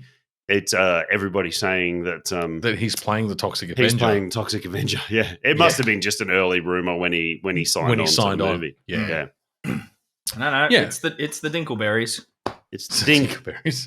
So dream scenario. So Nick Cage offbeat, just looks like he's having a bit of fun. To be honest, this looks like similar vein to Donnie Darko. Yes, yeah. No, sorry, mate. In terms of Nick Cage movies, to the one with Pedro Pascal. I can't remember the unthinkable massive talent, the unbearable weight of massive talent. I still haven't seen it. Oh, you're gonna. I know. I need to. That's definitely a few beers deep movie. Yeah. But that kind of vibe of like some parts of it he definitely takes seriously, but other parts it's Nick Cage having fun, just having a fun old time, making films, which is what he does and he loves. Probably this one won't be as self-aware as that one is, but I got the same kind of vibe. Yeah. And we're straight into the next trailer, which is Butcher's Crossing, also starring Nick Cage, and could not be more different. Cool! Holy shit! Yeah! Wow. This is Red Dead Redemption style period piece in the Wild Wild West, hunting the last of the buffalo, skinning them all, and clearly he's an unhinged fucking serial killer to boot. Yeah. Super unhinged. The way they shot really that trailer, or cut that trailer, I probably should say, of the cutting of the beat to the way they were hammering in the bullets was perfect. I loved that. Yeah. That really sold it to me. Definitely got a bit of Revenant vibe. Yeah, I was just going to say that. And Revenant was another beautifully shot cinematic masterpiece. Yeah. Without needing to upgrade my TV to a whole cinema. Yeah. Fuck you, Villeneuve. And it seems very similarly shot in this. So I'd actually be interested to see if there's any crossover in cinematographers or directors. Anyway, so 2 Nick Cage films back to back getting a trailer in the same week is quite unusual. Yeah, particularly really like that shot at the end of the trailer, the second one, where it was just it's Nick Cage sitting there slightly unhinged looking and just slightly shaving his head with a fucking cutthroat. Oh Christ! Okay, we're all gonna die. Okay, all right. Yeah, this is gonna be really a ring scenario. He's gonna come through the TV and just bye bye Tom. See you later. I got fucking shivers the first time that chick crawled through the TV. Sorry, you've got to give the man credit. Like he's all of a sudden become this cult. Not, I shouldn't say all of a sudden. That's a say. No, it's a slow burn. It was a slow burn, and then just like incredibly becomes this cult icon where everybody embraces his weirdness, and he's gone, "Yep, thanks, guys. You know who I am." Cha-ching, and he's just going to fucking cash in on it. And it's about 10 years ago is when he really, really started people going, "Oh no, he's like cult good worthy." Like. Yeah, you know what? I honestly, and you may not agree, but agree with the parallel or see the parallel. But if Jim Carrey hadn't disappeared off the face of the earth, I actually think that Jim Carrey could have ended up in the same situation as Nick Cage. No, I can see that. Yeah, if you look at like movies like The Number 23, where he finally demonstrated that guy was capable of way more than just off the hook comedy, and he was a scarily good, scary character. And then he just quit Hollywood. Eternal Sunshine of a Spotless Mind. Like you bring those sort of things into it, but I mean, he checked out on the whole Hollywood machine. So yes, he did. That's the thing, and I guess that might play into the difference here, where Nick Cage has gone. He used the Hollywood machine. Yeah. Yeah, I'm not playing to the beat of your drum. I'm paying to the beat of Nick Cage drum. Great musician, but not the guy. He used the machine. You're right. Yeah, and it feels like that rather than him bending to their will, Yeah, they play to his rules. His will. Yeah. Totally. So, Hollywood's run by Nick Cage. It's a. If everyone will just turn and look at my whiteboard here, I'll explain it in full. It's the 6 degrees as Kevin Bacon. I've got a best lot crazy of, person room I've ever seen, Tom. I've got a lot of red string. A lot of red string. Did you guys watch Happy season 2?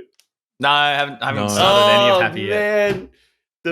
He walks in and his old detective partner has the string board that you're talking about. Yeah. But it goes across the 4 rooms of the 4 walls of the room. Wow. And he's ducking under them and he's like, this is the best crazy person room I've ever seen. It's fucking great. See, I always cut to I that loved image. Happy. I'd never watched that second. Oh, I didn't second realize it season. was the I second still gotta season. start Second season season's- 1, yeah. Second season goes off the wall. Like Yeah, you gotta be prepared for some fucking weird shit. Like season 1 had some weird shit, but season 2 Double down. It dials it up. Yeah, and I don't know what his name is. The dude from fucking Law and Order.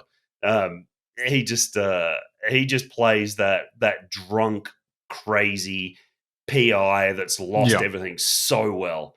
It's just Christopher Maloney. Yeah, It's the apex of that stereotype. Yeah, and Because it's such a recognizable archetype character. Yeah, it was the role that he was born to play. Yes. And if he never does anything again, that man needs to win an Oscar for that role because it's fucking great. It's one of the best roles put to film. I would pretty confidently say that he was born to play that role after playing such a straight detective. Yeah, Mm. for so Order, many yeah. years. Yeah. All right, we're moving on. I'm pushing us forward. It's we got another 10 minutes out of those. So Doctor Who 60th anniversary trailer. Did you watch that, Dan? I know Tom did. Yeah. He sent it to us, didn't he? Oh, it was it was you me. sent it. Yeah. Sorry, my apologies. That's a I said Hollywood fucking trailer.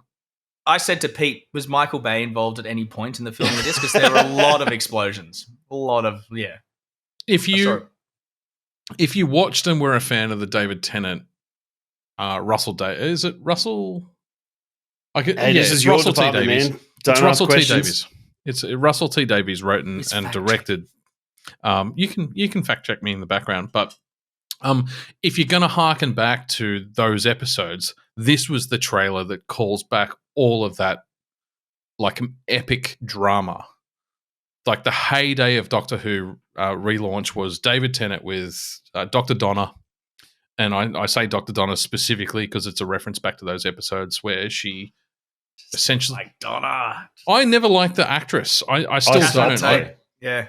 Catherine Tate. Right. I don't know. I've never liked Catherine Tate. And Yep. I'm sure there are many people who love Catherine Tate. And She's an icon in the UK. Yes, Yeah. I just don't get it. I don't get it. I'm not in the UK. So, no. I mean, yeah. It was such a miss compared to like the actress they chose to play River Song was such a hit. But Yeah. But nevertheless, the character's importance, it was almost, I found her annoying, but I think she was designed to be annoying as a character, the way as a she played off the counterpoint. top. Yeah. But it was a counterpoint to Rose because Rose had just fallen in love with the Doctor. The Doctor had found kind of a loophole so that he could go and be with her as an alternate version of himself in an alternate universe. And they needed a counterpoint to falling in love with the fucking... Because then they had... I can't remember the character's name, but they had the African English... The Doctor. Yeah. The Doctor who was with the Doctor. Yeah, and she was in love with him and he wasn't interested because he was still getting over Rose. And I think they needed Catherine Tate to come in just as a counterpoint to say this is asexual. This relationship is 100% platonic. And she actually made that comment a few times to reinforce that. So to bring her back for the 60th anniversary with him and the epic fucking explosions, as you said, Michael Bay, I got shivers watching the fucking trailer. It very much reminded me. I was waiting for the Master. I can't remember the really bad frosting hair version of the Master to pop up with the. Can you hear the drums? Martha Jones. So yes. Neil Patrick Harris. Yeah. Interesting choice. Very, very good bad guy.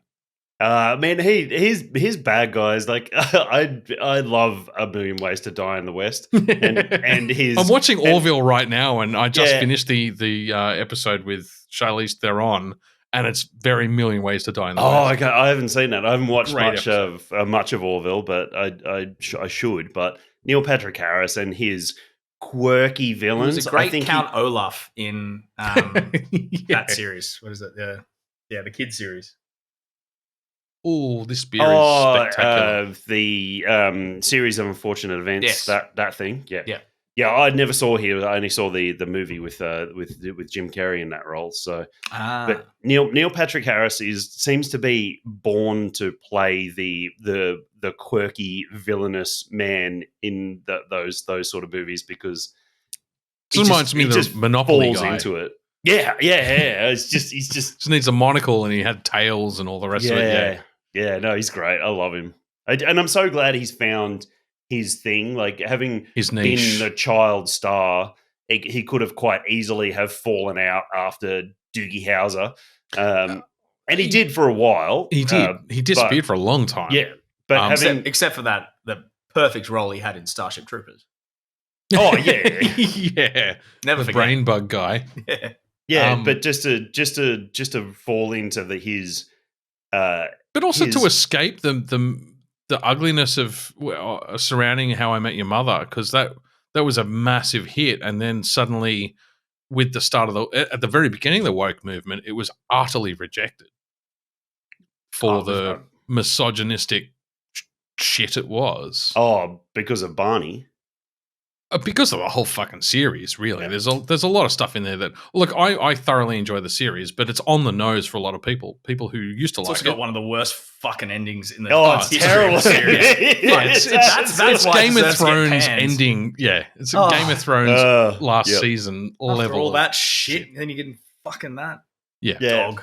So I'm really looking forward to this. I'm assuming it's a 2-hour It's a one movie. I Movie don't know length actually. episode. Didn't look that up. Didn't look up the Yeah, length. it should be. I- So we're still I- talking about Doctor Who here, people. We got a little sidetracked there, but it's Because we've known each other so long, we're straight on the same wavelength straight away. yeah. Um, They've I haven't watched it, but they've actually released on YouTube the clip of Jodie Foster Three regenerating specials, to apparently. Tennant. Jodie Whittaker. Jodie Whittaker, Jodie Foster. Fuck. Yeah, no, Jodie she's still Whittaker. stuck I in just did a contact. U, Pete. I just did a U. Yeah, Throwing the she's last sort of- name of another Jodie person. Foster's still got the night vision goggles on, going through the Buffalo Bills basement. Just Oh, no. while Goodbye Horses plays in the background.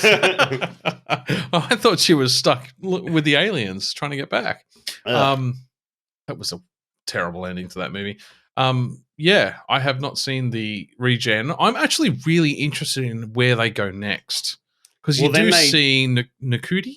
Yeah, so they obviously then regen from Tennant to Nakuti for Is the that his name? continuation of the series. In Nakuti, I want to say it is Nakuti, but I'm not 100% sure. And Nakuti Sure. Gatwa. type quicker. He was the Yeah. 15th Doctor. Yeah, Yeah. so they show him at the end. And Yeah, they do. He looks he good. looks good. Yeah, he looks good. Yeah. They picked a There's good going to be style for there's him. going to be so- three episodes apparently.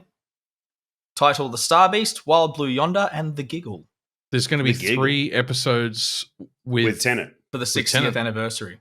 Fuck Yeah. yeah. I'm so Yeah, glad it's okay. not just one. Oh, there Um, we go. Peter's excited.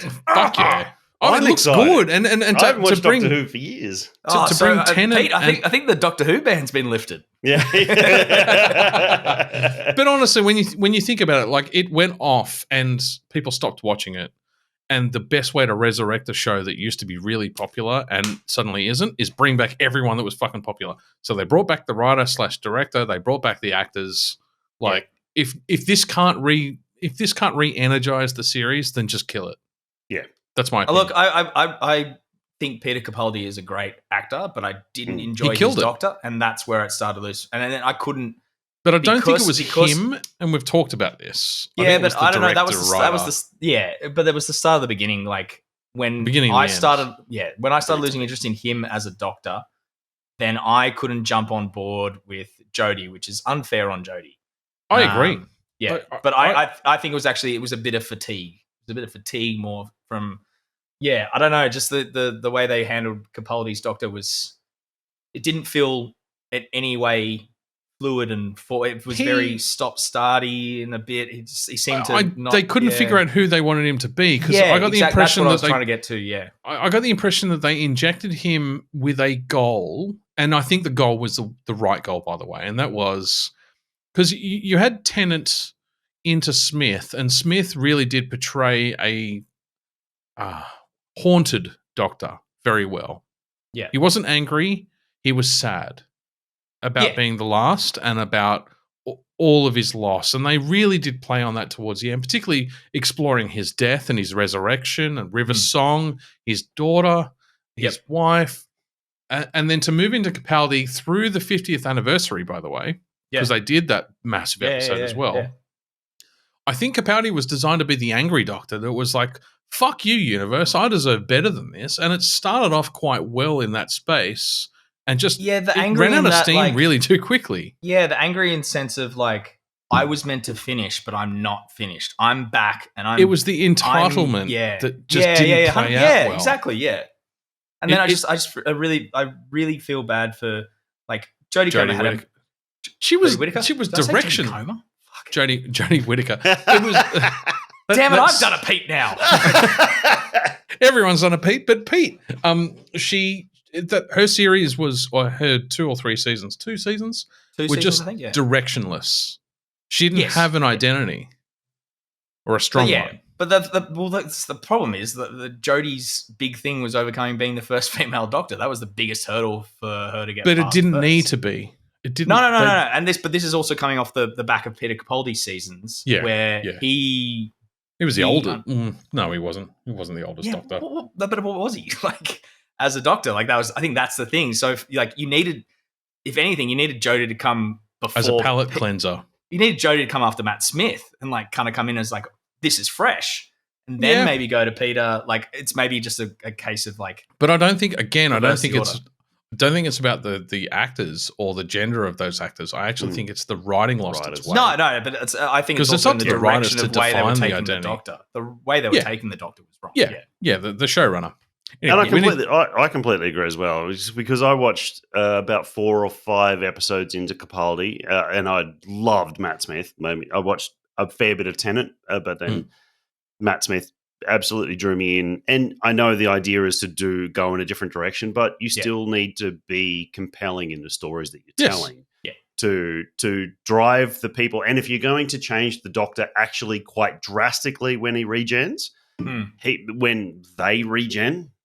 Whether it's a him or a her, then you need to have the stories to back it up, and you need 100%. To make it compelling enough for people to want to care about this new Doctor. But they didn't reconnect. So, and I think the thing that they missed, and I don't know how we ended up with a spotlight about Doctor Who just randomly, but I think they missed. It's been about 60 years since you've been allowed to discuss it, so I think it's fair enough. Oh no. I accidentally did. That's the nitro with. God damn it. They missed a trick because David Tennant had mentioned that he'd been a woman before and that he had mothered children. He didn't just have kids. He had been a mother to children. Yep. And I think they really missed a beat where Jodie's character could have reconnected to say, I haven't been a woman for, 5 regens or 10 regens, or, I miss being a mother. I don't know. They could have reconnected in some really feministic way.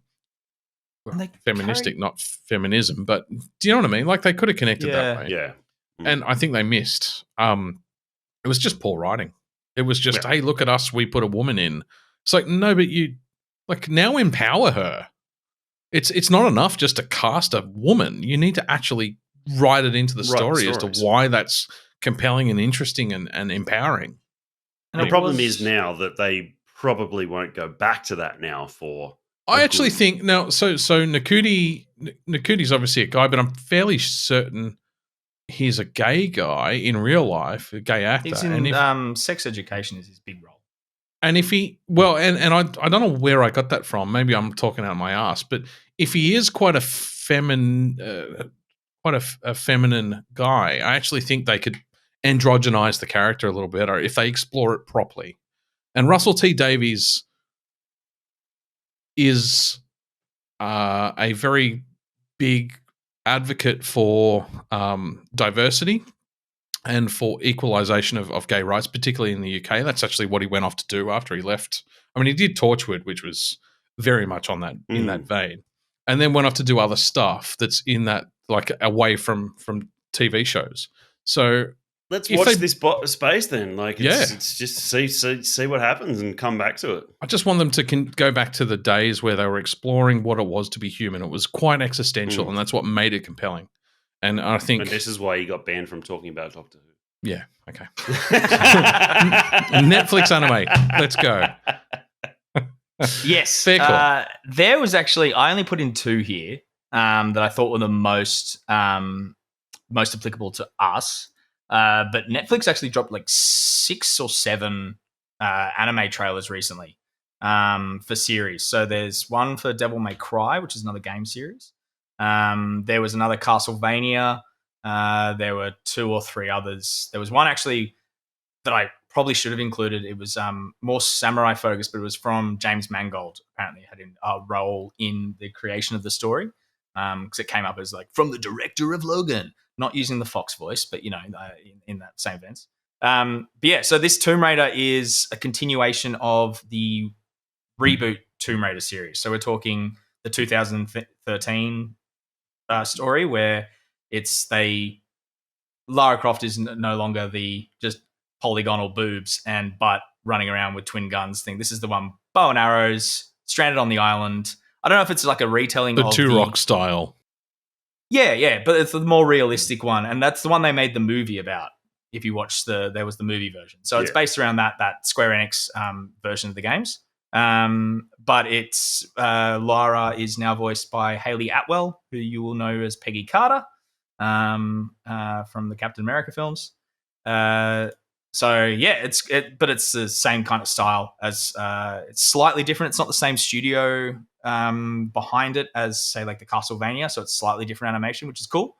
Looks cool. Yeah, it looks really, really good. But it's a little bit. You can just kind of tell with like the outlining, like of the pen strokes on the way the characters are drawn. It's just like this one for me. It's a weird description to use, but it's a little bit hazier. It's not as clear cut as, say, Castlevania is. Castlevania is very down the line cut. This is like a little bit more soft. Soft focus is probably a better term to use in film rather than hazy. You tell what I've been drinking? It's beer. And then the second one was they're continuing the He-Man Netflix, which we knew they were going to do. Yeah. So this is a continuation. Shit. I actually I told you guys I went back and finally finished the second part of that series. It's starting to look a lot more like the original series, though. This seems like it's going back towards more of the original one, like the 80s. Yeah, this is the clip of it's post the reboot thing we've watched, Revelations. It's still called He-Man Revelations, and then it's Revolution now. No. Wait. Whoa. You had the Kevin Smith version, which is the 2 seasons or the split season, whatever you want to call it. But there was also a side-running other version of He-Man. Is this not that one? This isn't the Kevin Smith version. This looks like a derivative of the Kevin Smith version. No. I took this as a thing of that because it's. I don't know. I haven't watched that other one. Yeah. Okay. You guys keep going. Well, you look it up. Yeah, just because it was in the clip we saw, it's the same skeleton dude who appeared at the end of the second part of the Kevin Smith one, and the king knows that Prince Adam is He-Man. That's where I took it from. Yeah, but yeah, I don't know. And it's got the same sheen. Like the art style is very Kevin Smith series. Yeah, and the his mate. What's his mate's name? I can't remember. Starts with R. He's wearing that almost mech suit, like almost Iron Man suit.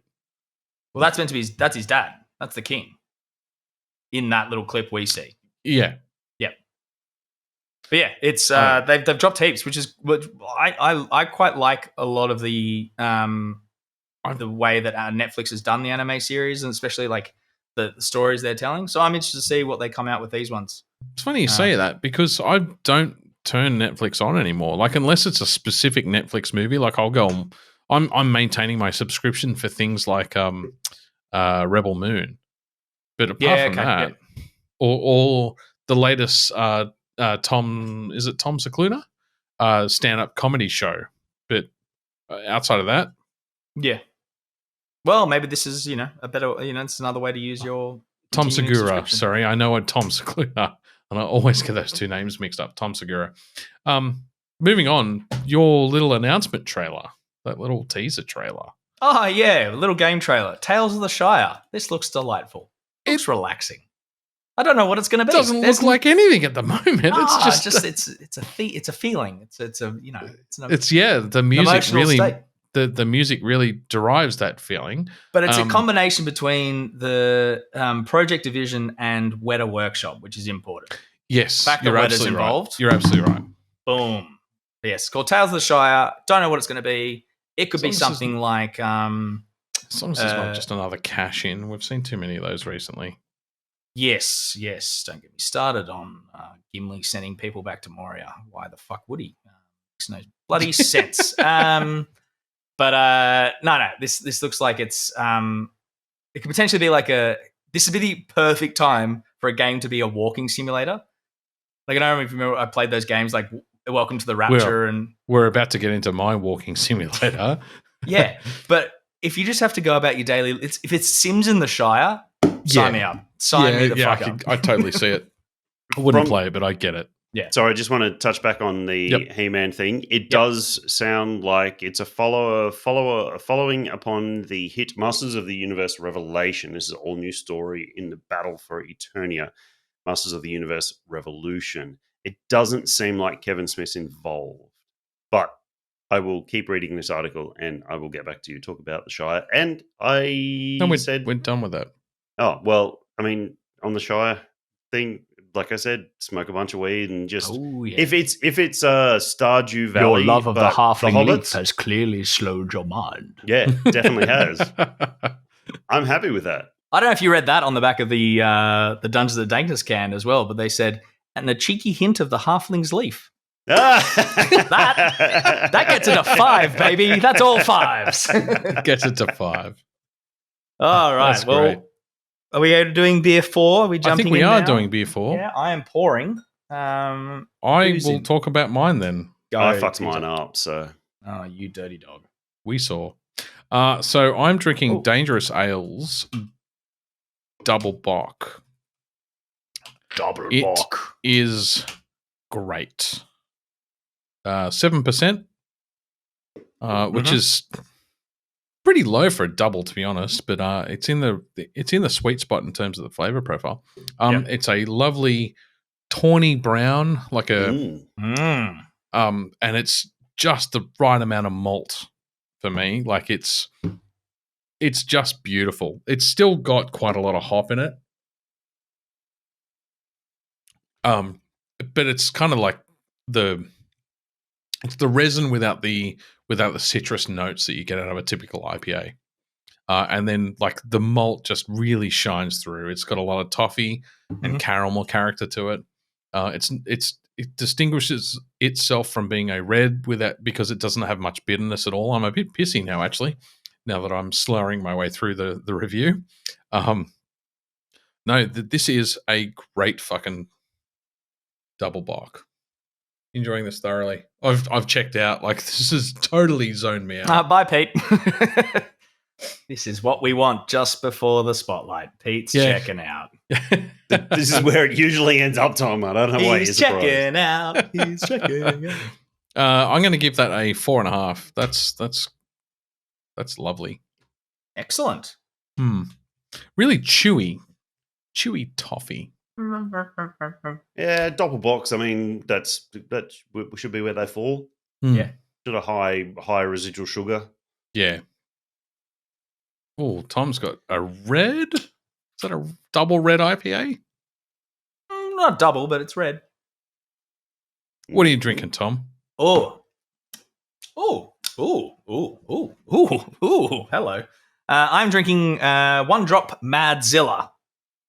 And I picked this up because of the can and the style. It's a red IPA, 6.2%, but that is a zombified Godzilla on the can. in a desert wasteland. Yeah. Could you make a can that is more to my liking? I don't know. I'm sure you could, but that really drew me in. So this is a red IPA. Has a base of fine NZ ale malts plus the addition of 5 specialty grains. They've used new US hops, which is why I also picked this for recording. Sequoia and Lorien. Dan nods his head knowingly. That is good. And I haven't this is used the them and don't know what their flavor profile is, but I have heard of them. Yes. And this is the bit that interested me when I did pick up the can instantly because of the label. Then I read the back. They fermented out with a hybrid lager ale yeast. And it is, as you can see from my it's ooh. There's a lot going on. It's not your classic kind of resinous toffee red IPA. There is that bready lagerness like coming through at the back, and then there's more coming through. It's like a nice spiciness, almost like I don't know if they used any rye in it, but there's like a nice rye spiciness coming through, which is really quite sharp, and it's sitting really right at the back of my throat currently. And it's like I'm trying not to cough through it. It's like almost like, oh, there's a needle in the back of my throat. It's like that kind of sharp. But then it just came back. Oh, yeah, that is citrus, really citrusy on the regurge. But it was kind of muted at the start. This is super interesting. They say malty meets bitter. There is a lot of bitterness in that. I can definitely see that. But it's that sharp wryness is really just sitting. If I were just to cross section, it's right there. And it's not in a bad way. It's like it's really present. It's really present.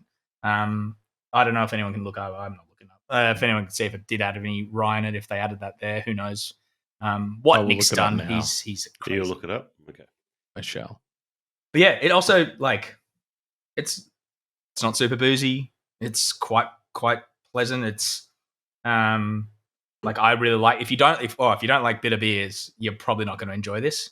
If you want more of that like toffee caramel note from your red, which has a little bit of like that sweetness to it, you're not going to get it from this. It's real bitter, which is pushing up that score. That's a 4.75. Yeah, right. Yeah. It's also doesn't say. Okay. Doesn't say if there's any rye. It does say at the end here, Madzilla is not the enemy. He is the protector of the balance. Okay, chill out, Dr. Ichiro. Yeah. So the description on Untapped is exactly what's on the back of the can. Yeah, okay. Yeah, no, that's really, really good. And great design as well. Nice little shiny red can. Yeah.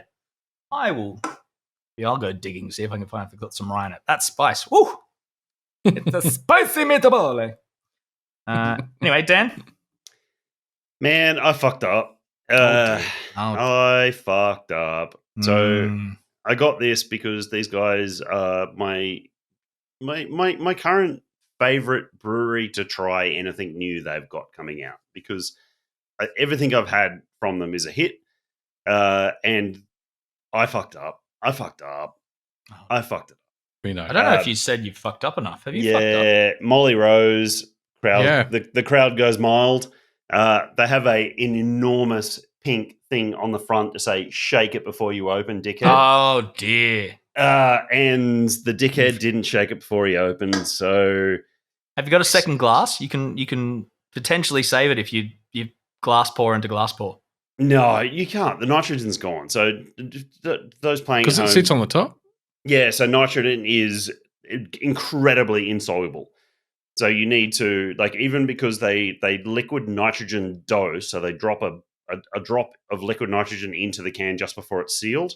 So it's not enough time for the gas then to escape. Because it needs to first transfer back to being a gas before it needs to transfer. Exactly. So you drop transmute. I don't know what the right word is there. Yeah, that's probably the right word. You drop the liquid nitrogen in. They're called liquid nitrogen droppers. You drop one in just before it hits the seal and gets seamed up. And that is that true for all nitro beers?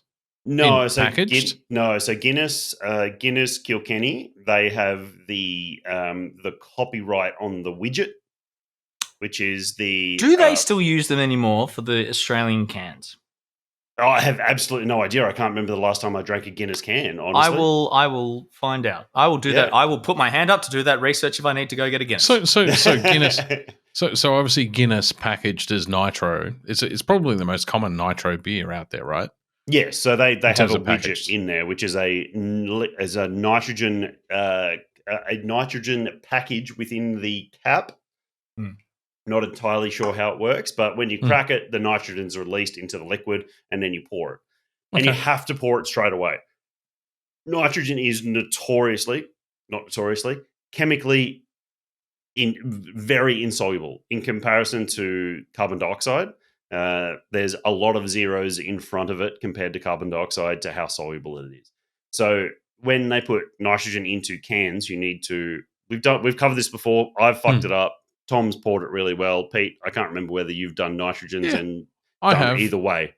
And I've probably fucked up some and gotten others right. So yeah. So you need to agitate. I've the got liquid. a foot in both camps. You've got to agitate the gas with the liquid before you pour it. So you reabsorb quickly the gas with the liquid before you crack the can.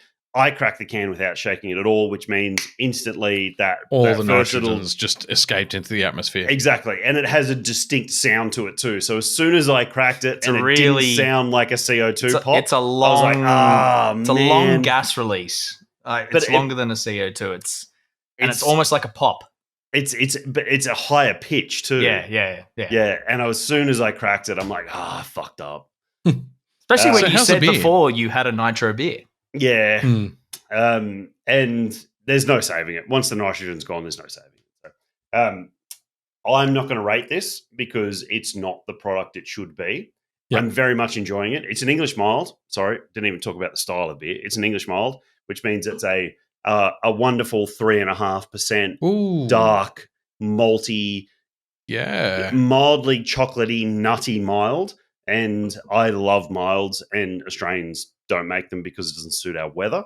But I really enjoy them, so I was really excited to try this, and then I screwed it up. So let's say the Cooper's Brewery disagrees that they don't. No one makes a mild, Yeah, I don't think their mild's not a mild though. I'll have to have another one. You do the Cooper's mild research. I'll do the Guinness research. We'll confer back on that. Meet in the middle. We'll reconfer. Yeah. And Pete, you can just drink whatever you want. Yeah, I'm just chilling, man. I'm in a good headspace. Let's get on with our spotlight. I think it's the right time. Mm-hmm. Dan, another great idea from Dan is just come back from 11 weeks of gallivanting around the fucking world. I'm sure it wasn't 11 weeks, but I'm sure it wasn't. But it felt like a long time for us. Very expensive holiday. To drop another fucking great spotlight idea. So we've run through game mechanics and games that we love. So good game mechanics and what makes a good game great. And I thought it would be interesting. So Tom just platinumed Skyrim. Oh, spoilers! That was saving that for while you're winning, son. Have you not, I thought you did that last time. Didn't you do that last time? No, he did that on chat in 11 different channels. His Discord. He's running it on bathroom walls in public toilets everywhere. Pete can bleep this out, and then people can have no idea what this part of the conversation's about. So I jumped back into Skyrim on my PC. I reinstalled it a little while ago, dropped a whole bunch of mods on it, and decided to jump back in and play it as well because he'd re-inspired me to play it. I got about 5, 6, 7 hours in and actually discovered how much the fast travel within that game really hurts the immersion of the game. There's parts of it that I feel hurt the immersion, but I've downloaded a mod that I'll talk about on Are You Winning Son called Open Cities, which I think incredibly helps the immersion. Yep. I agree with that one. Yeah. I then hit the what's the house building downloadable content, Tom? Hearthfire. I hit that content and I started to build the house, and I was standing at the construction table of the house and I needed more lumber. So I opened the map and I fast traveled to the lumber shop, bought more lumber. I opened the map. I fast traveled back to the house, and then I kept doing that. And I had enough other resources. Welcome to Starfield. Yeah, and so Pete, welcome to Bethesda. So we'll cover that. And yeah, I thought that really hurt my experience with building the house because it didn't then force me to move to an area to then fast travel. I think The Witcher 3 kind of nails that fast travel but world balance activity. Yeah. So let's be clear, but you're not saying that fast travel is a bad game mechanic. It's just you think it can be used better. I think it could ruin Skyrim. Yeah, I think it can be reconstructed better to something similar to a Witcher content where you have to go to a point. You have to go to a point. So RDR does the same thing with its each village, each town has its carriage that you then can fast travel to another town. And Witcher has what was the Morrowind coaches with the stalker things with the long legs. I've never played Morrowind. I'm waiting for the Morrowind built in the Skyrim engine. The Neku Leech? No. Yeah. Something similar. It's got a weird name. It appears in the Dragonborn DLC. There's one left in this area you go to. Yeah, right. But yes, I remember things. But I think that's something more interesting than just opening a map and clicking on a location. And I was doing the same thing. Like I needed more quarried stone, and you can't fast travel when you're overburdened. Silt Strider. Sorry. So I was at the house. I needed logs, so I'd fast travel to the lumber mill, buy more logs. I'd fast travel back to the home. I need more quarried stone. I'd fast travel to the quarry where the mine where I knew there was an unlimited stone content. And There's a stone quarry right next to the house. Is there? Okay. Yeah. Oh, I haven't found that one. I did find No, in every house you can get in that thing, there's a stone quarry and a clay mine. Like there's a spot right next to each. There's 3 houses you can build, so you don't have to travel to get them. I'll have to look for that. I haven't found the stone, but I found some iron in the area, so iron was fine. And I found the clay too, so the clay was fine. But I really feel like that hurt my view on the progression of building the house, because I was able to, after 7 or 8 hours and hitting this content, I was able to just go bang, bang, bang, bang, bang across the locations, which were only separated by in-game maybe a kilometer. And it's a big map. Yeah, I mean, yeah, I know what you're saying. I get what you're 100% what you're saying. Yeah, and I know I could just go, don't use fast travel, but if it's fucking there, I'm going to use it. 100%. Yeah. So I feel like that hurt my enjoyment of building that house, because then now I'm like, oh, fuck it, I don't really care. Like I'm using it for some storage and bits and pieces, and I have no attachment to it as we're. Wait till you build the house that overlooks the lake, and then you sit on the back porch and watch the aurora come over the top, and the Secunda music plays in the background, and Jeremy's soul like sweeps through your entire body, and you just go, "Holy shit, I'm in love." But if I'd also taken a time within that world to go between and get ambushed by a fucking dragon that just comes out through a random encounter, like those sort of things, forcing me to run to the loggers and forcing me to run to the mine, even though you say there's one right there, but forcing me to do those things would have increased my immersion and devotion to building a singular house. And I just felt that broke me a little bit. And that led on to a few thinking about bad mechanics in great games. I think it's immersion reducing mechanics in great games. Yes, and definitely is. And that goes to my next one, which was obviously patched out in the Witcher 3 Enhanced Edition, was the like every game that has a weapon choice wheel that you can't just quickly switch between.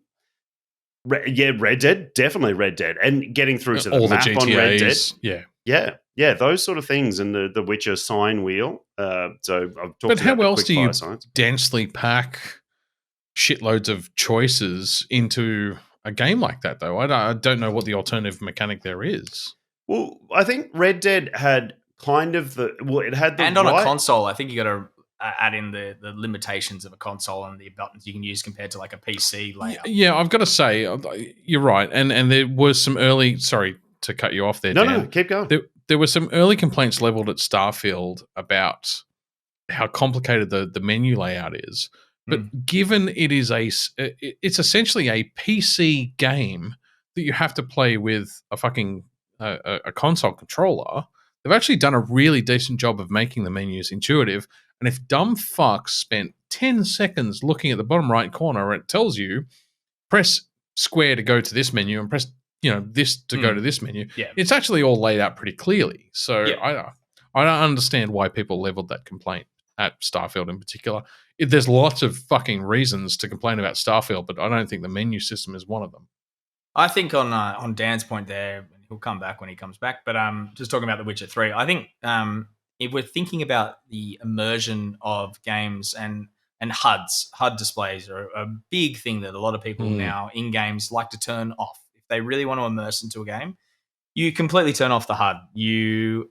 But I think The Witcher 3 definitely had one of the most perfect balance ways of using a HUD unless you really wanted to go that kind of hardcore thing where when you were traveling, it disappeared. If you were just running around, like the HUD would slowly fade out into nothing. Yeah. I think that's one of the best mechanisms for a HUD that has been used. Yeah. The way The Witcher 3 did that disappearing HUD that came back when you needed it, because, some people... Do you have some sort of groinal issue, Dan? No, I fucking banged my knee on my desk as I sat down. No. Gave himself testicular distortion. He looked like he just sat on his nuts, right? Yeah. I've sat on myself. I forgot I turned the camera on too early while I was still in pain. You poor bugger. Sorry, Tom. No, you're right. No, I interrupted him. Yeah. No, I was interrupted in my mind. I was trying to maintain a point and I couldn't because it looked like someone was having a deep scratch of their nutted himself. But yeah, no, just the way that it, like, for someone who, there's times when I'm playing a game and I don't get to come back to it for 5 days at a time because of work and life. Shit. So to have that ability for the HUD to reappear when I need it, to remind myself, oh, yep, that's that. That's what I have there. That's what I have there. But when I'm running around, observing the views and just having a fun time, like frolicking through the countryside, having that HUD fade out and disappear until I need it, I think is one of the best mechanisms that, maybe not the best mechanism, but one of the best mechanisms that The Witcher 3 brought to modern games, especially. Yeah. I think on that side of things, Tom, I think Ghost of Tsushima fucking nailed it. Yeah, I totally agree with that. Another great example. The birds. But it was in game, it was in lore, it was in story, it was all consistent. Yep. It was in your field of view. And I mean, the another downfall of the way the wind was beautiful too. That's exactly it. I mean, it's like the mechanism for the wind, the guiding wind, and to going to your quest points, compared to The Witcher 3, where you're constantly staring at the little dotted line on your mini map to get to your next point. I mean, you need, when they do where The Witcher 3 really could have benefited from a top screen compass directing you to the point marker, would have kept you much more focused on the central character in the middle of the screen rather than looking at the dotted white line in the top corner. And that's where the Ghost of Tsushima with the HUD that your screen is completely clean until you go into combat, and then your health bar and your focus turns up. Yeah, I think it's but it was a game built around the concept of Zen. Yes, it's like sorry, Tom. No. I'm agreeing with you. I think it's one of the best things to come into some modern games is having the HUD's important, and there are people who really need the HUD, but you don't need it when you're running around doing nothing. I think a lot of game designers just take it for granted. They just copy and paste from every other game in the industry. And I actually think that's where they went so well with Ghost of Tsushima, where they actually sat down, they took a step back from standard game design and said, do we actually need this? And is it consistent with the message we're trying to deliver? Yeah. Yes, and completely, and understanding the message that we're trying to deliver and sticking it to it rather than going with the status quo. You look at that game, and I know it was is it AAA or a AA? I don't know what AAA would be. Does it just fall into the AAA? I know it was Sony funded, so the studio wasn't. Was it a Sucker huge studio? Punch? Sucker Punch is a Okay, yeah, so it's a AAA. Yeah, They're AAA. So They're- you look into that, and to take, I guess not a gamble. I guess they were very aware of what they had when they were creating it, and that they were on to something good. But to release that, pardon the, into the wild, into the wild of the future gaming. I mean, we need to move people like Bethesda and Ubisoft away from their status quo. They're formulaic. So I'm going to talk a little bit about Starfield in Are You Winning? I don't think you're going to talk a little bit about Starfield. No. I'm going to try and be as balanced as I can.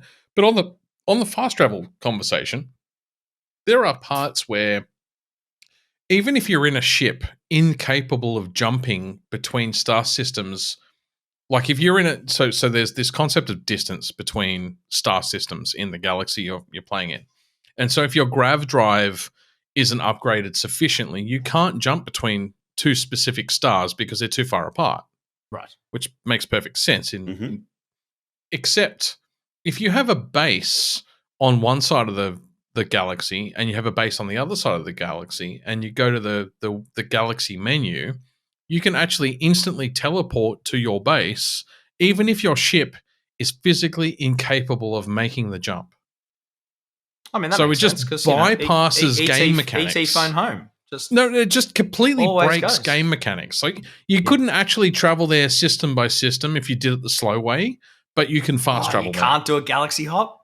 That'd be so cool. Like the Guardians of the Galaxy, where you're just like, no, we've done too many hops, and they start melting faces. Yeah, but you understand what I'm saying? Like it goes back to what you were saying about breaking the immersion, Dan. Like fast travel is so prevalent in Skyrim. It's not the only issue, and it's not even the biggest issue, but it's so prevalent in Starfield that you never actually you get to a point where you never actually get in your ship, climb into the cockpit seat, and take off because there's just no value in doing it anymore. There's no reason at all to do it.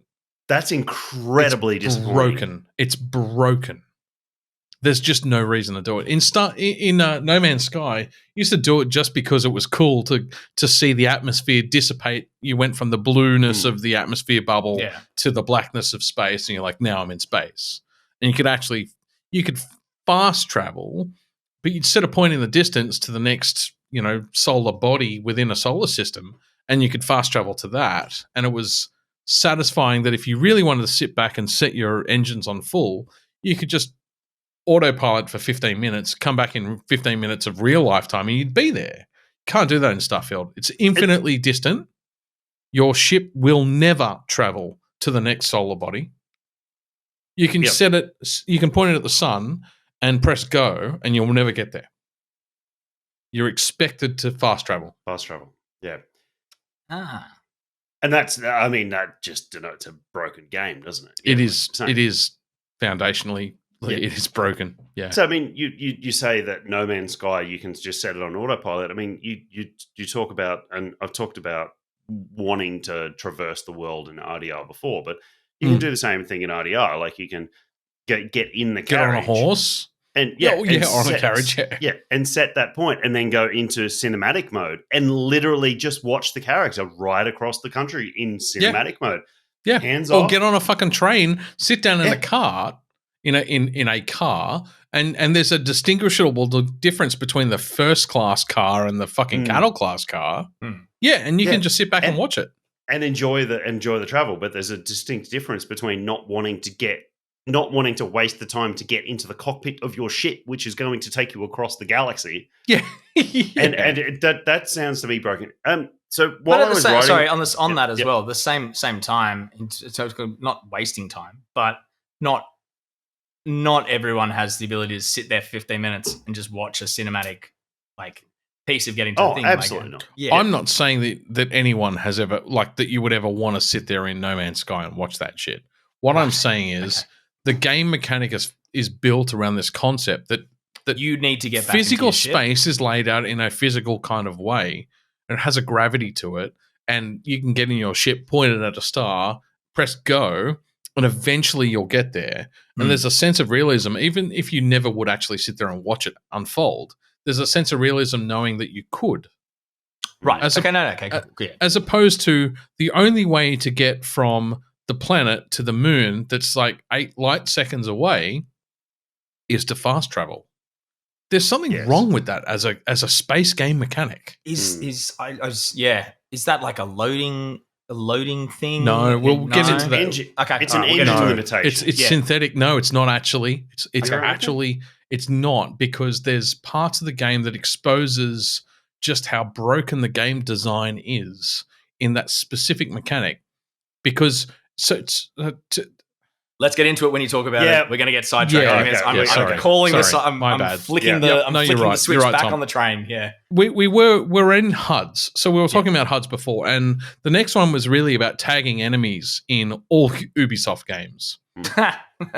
So, Tom, We've you said this. It was the biggest one we need to talk this about is Far Cry Primal. Mm. Tom, can you tag enemies in Far Cry Primal? Yes. Okay. That's But there's no animus. There's no excuse. There's no nothing. There's no excuse. No, there's the witch doctor. It's magic. It's like because we have and you get complained. sense. You get sense. I think the way you track animals from memory in Far Cry Primal is that you track their sense. Okay, it's so like- there is an in-game explanation for it. Yeah. Okay. Yeah. Yeah. When it comes to humans, though, there is none. You literally just put a little yeah, little red dot above their head Yeah. when you go. Ooh, I've got caveman senses. as opposed to launching your eagle, and your eagle at least in the other, memorizes except all for of Far the Cry, in locations all the of other Far the Cry enemies. games, you have some sort of binocular technology to be like, sure, if you were looking through those binoculars, you'd be like, but you wouldn't be able I'm to sure follow the- the tag. I'm sure the US, like Some satellite Department of GPS or Defense, something. has spent billions of dollars trying to develop that, but it still doesn't actually exist. No. The whole heads-up display, I can tag an enemy combatant through a drone, and it appears in AR in real in my time. fucking goggles. Yeah. Yeah. Mm. DARPA, So I'm sure, is all over that. I also had a problem with this with the Hitman reboot, or no, actually when was it? Blood Money or somewhere within the third or fourth Hitman game, they brought in I remember you talking about it. Yeah. Eagle Vision from Assassin's Creed, and it takes out that element from from Hitman 1, 2, and maybe 3. I don't really remember where it came in, but it takes out that element of that surprise element where you're meant to be an assassin going into an area that you've researched as much as you can, but the unpredictability of human action goes, am I going to walk around this corner and there's going to be a guard on a break smoking? With a dude. Yeah. Yeah, and it takes out that thing because I can just stand behind a corner and go into my magic Hitman vision or Eagle Vision or whatever Far Cry Vision is called. I don't actually know. There is no Far Cry. It's just tagging binoculars. Literally, it's just tagging binoculars. Yeah, and see people through walls and their set paths and things like that. Where it's the same as Ghost Recon, where you use, or it's the same as literal Last drones. of Us. The Last of Us listening, like I can listen through walls. But Survivor mode doesn't have listening. Yes. Correct. You cannot do it, which is why that game in Survivor mode is the a good way is to the play way that. to play the game. Until I shit myself. But it's like Days of Us, Days Alone. What's it called? The fucking Days Gone. Days Gone. Days thank Gone? you. Yep. In maximum difficulty, there was no HUD. There's no ammo counter. There's no map. If you want to know how to get from point A to point B, you better fucking remember the roads. Yeah, which I mean, we all do eventually. Which I don't agree with because GPS exists in a modern day game. Yeah, sure. Even if you're in a zombie apocalypse, like just because you're in a zombie apocalypse, the TomTom sunlight's still not coming works. down. Yeah, the sunlight's not coming down. They're not zombified. No. What is Yeah, your but- name? My but- name is Thomas. What is your surname? Thomas. Okay, Thomas. Wi-Fi wouldn't, would it? Yeah, but it runs Because on the different it runs on telecommunications different- networks would go down, and It's not Wi-Fi, it's GPS, and the GPS Power? satellites would potentially go down. Because at some point, the GPS satellites, well, yeah. We're all doomed and we're all going to die. Anyway, moving right along. Depends on how far in the future Days Gone was supposed to be set. But no, GLONASS and GPS would still have been running. You would have still had GPS.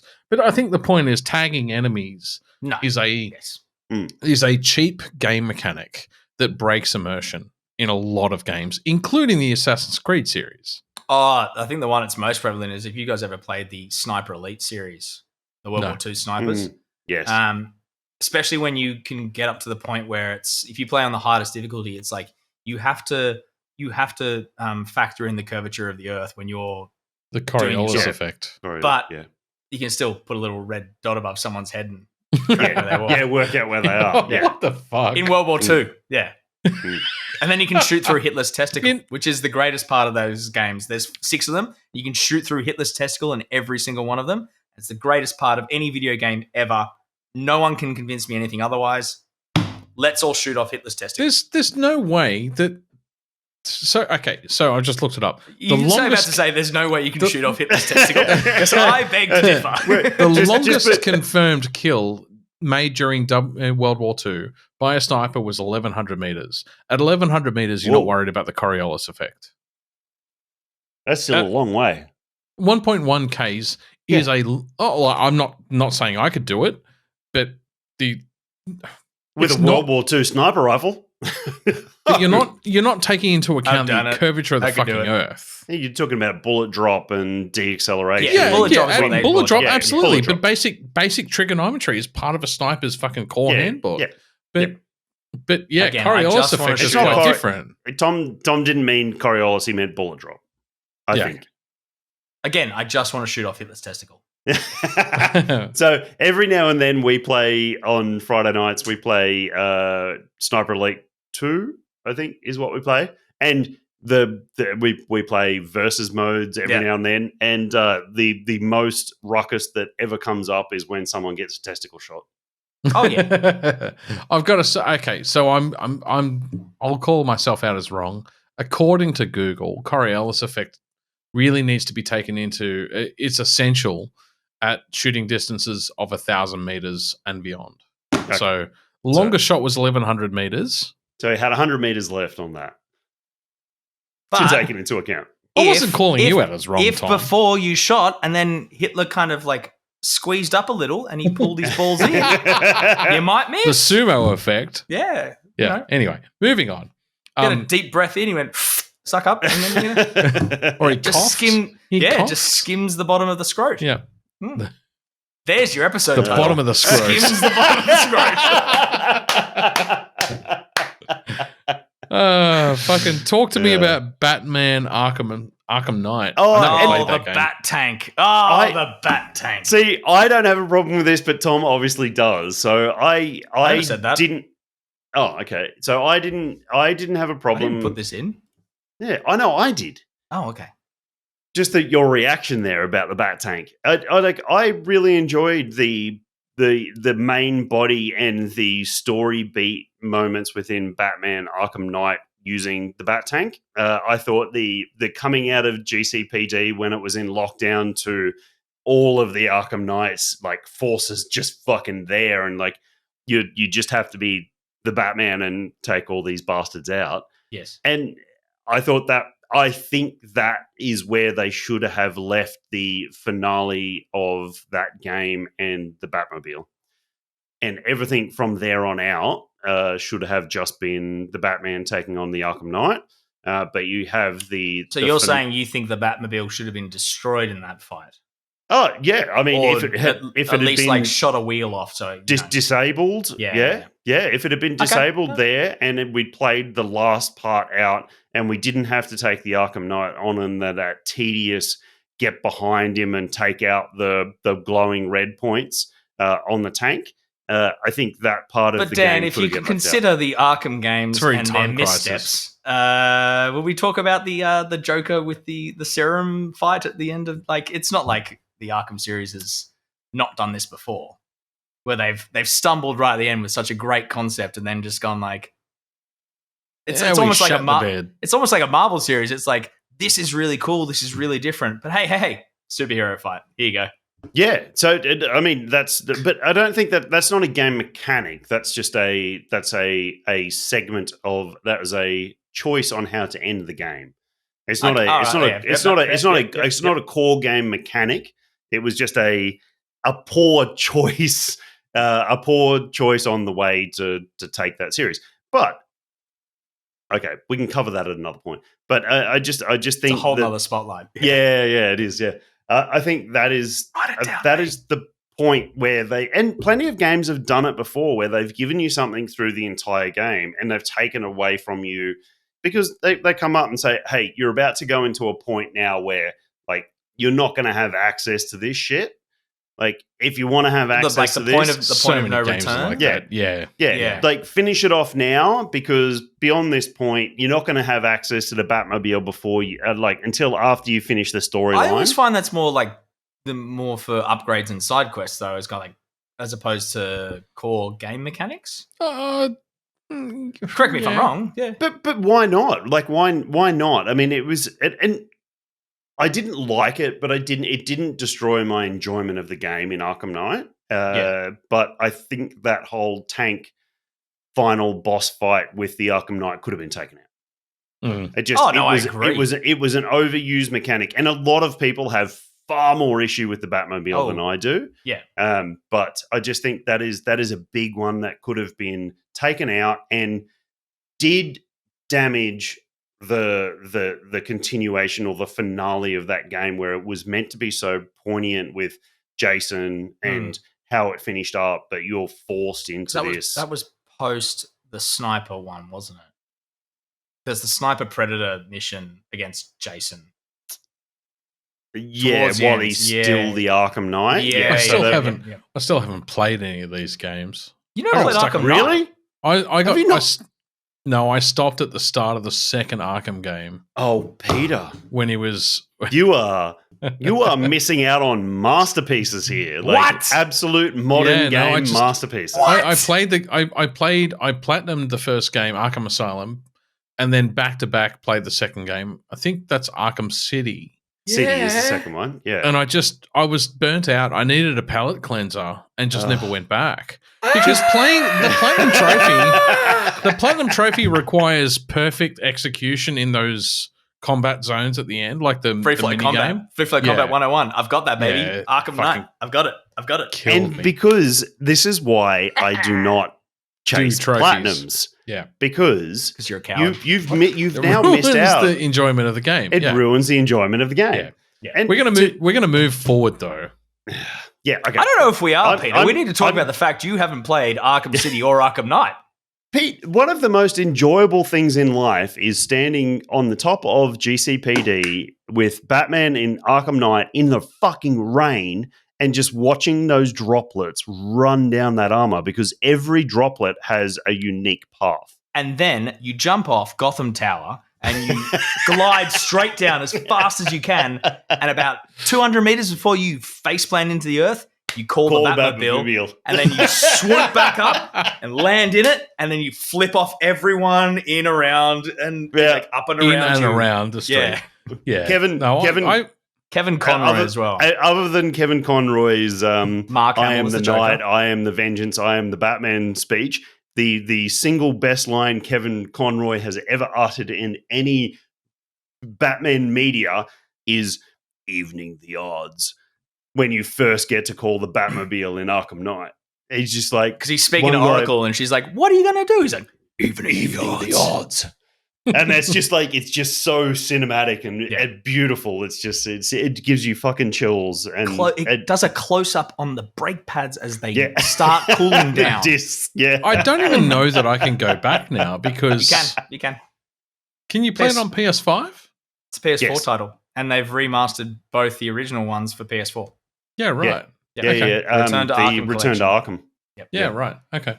The last game mechanic in our spotlight. I'm going to pee and get a beer. Yep. Okay. The last game mechanic in our spotlight was also... Oh, yeah. This is a good one. Also, and it's not just Assassin's Creed, but stealth-based solutions or stealth-based games where there's either no stealth-based solution to a particular mission problem, or it's so unimportant and so unrewarding that you just stop bothering.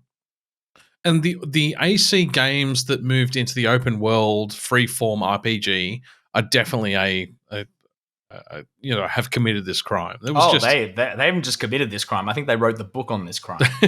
there was no point in sneaking around anymore. But Horizon, the second Horizon game was far less stealth based than the first one. Yes, no, 100%. Yep.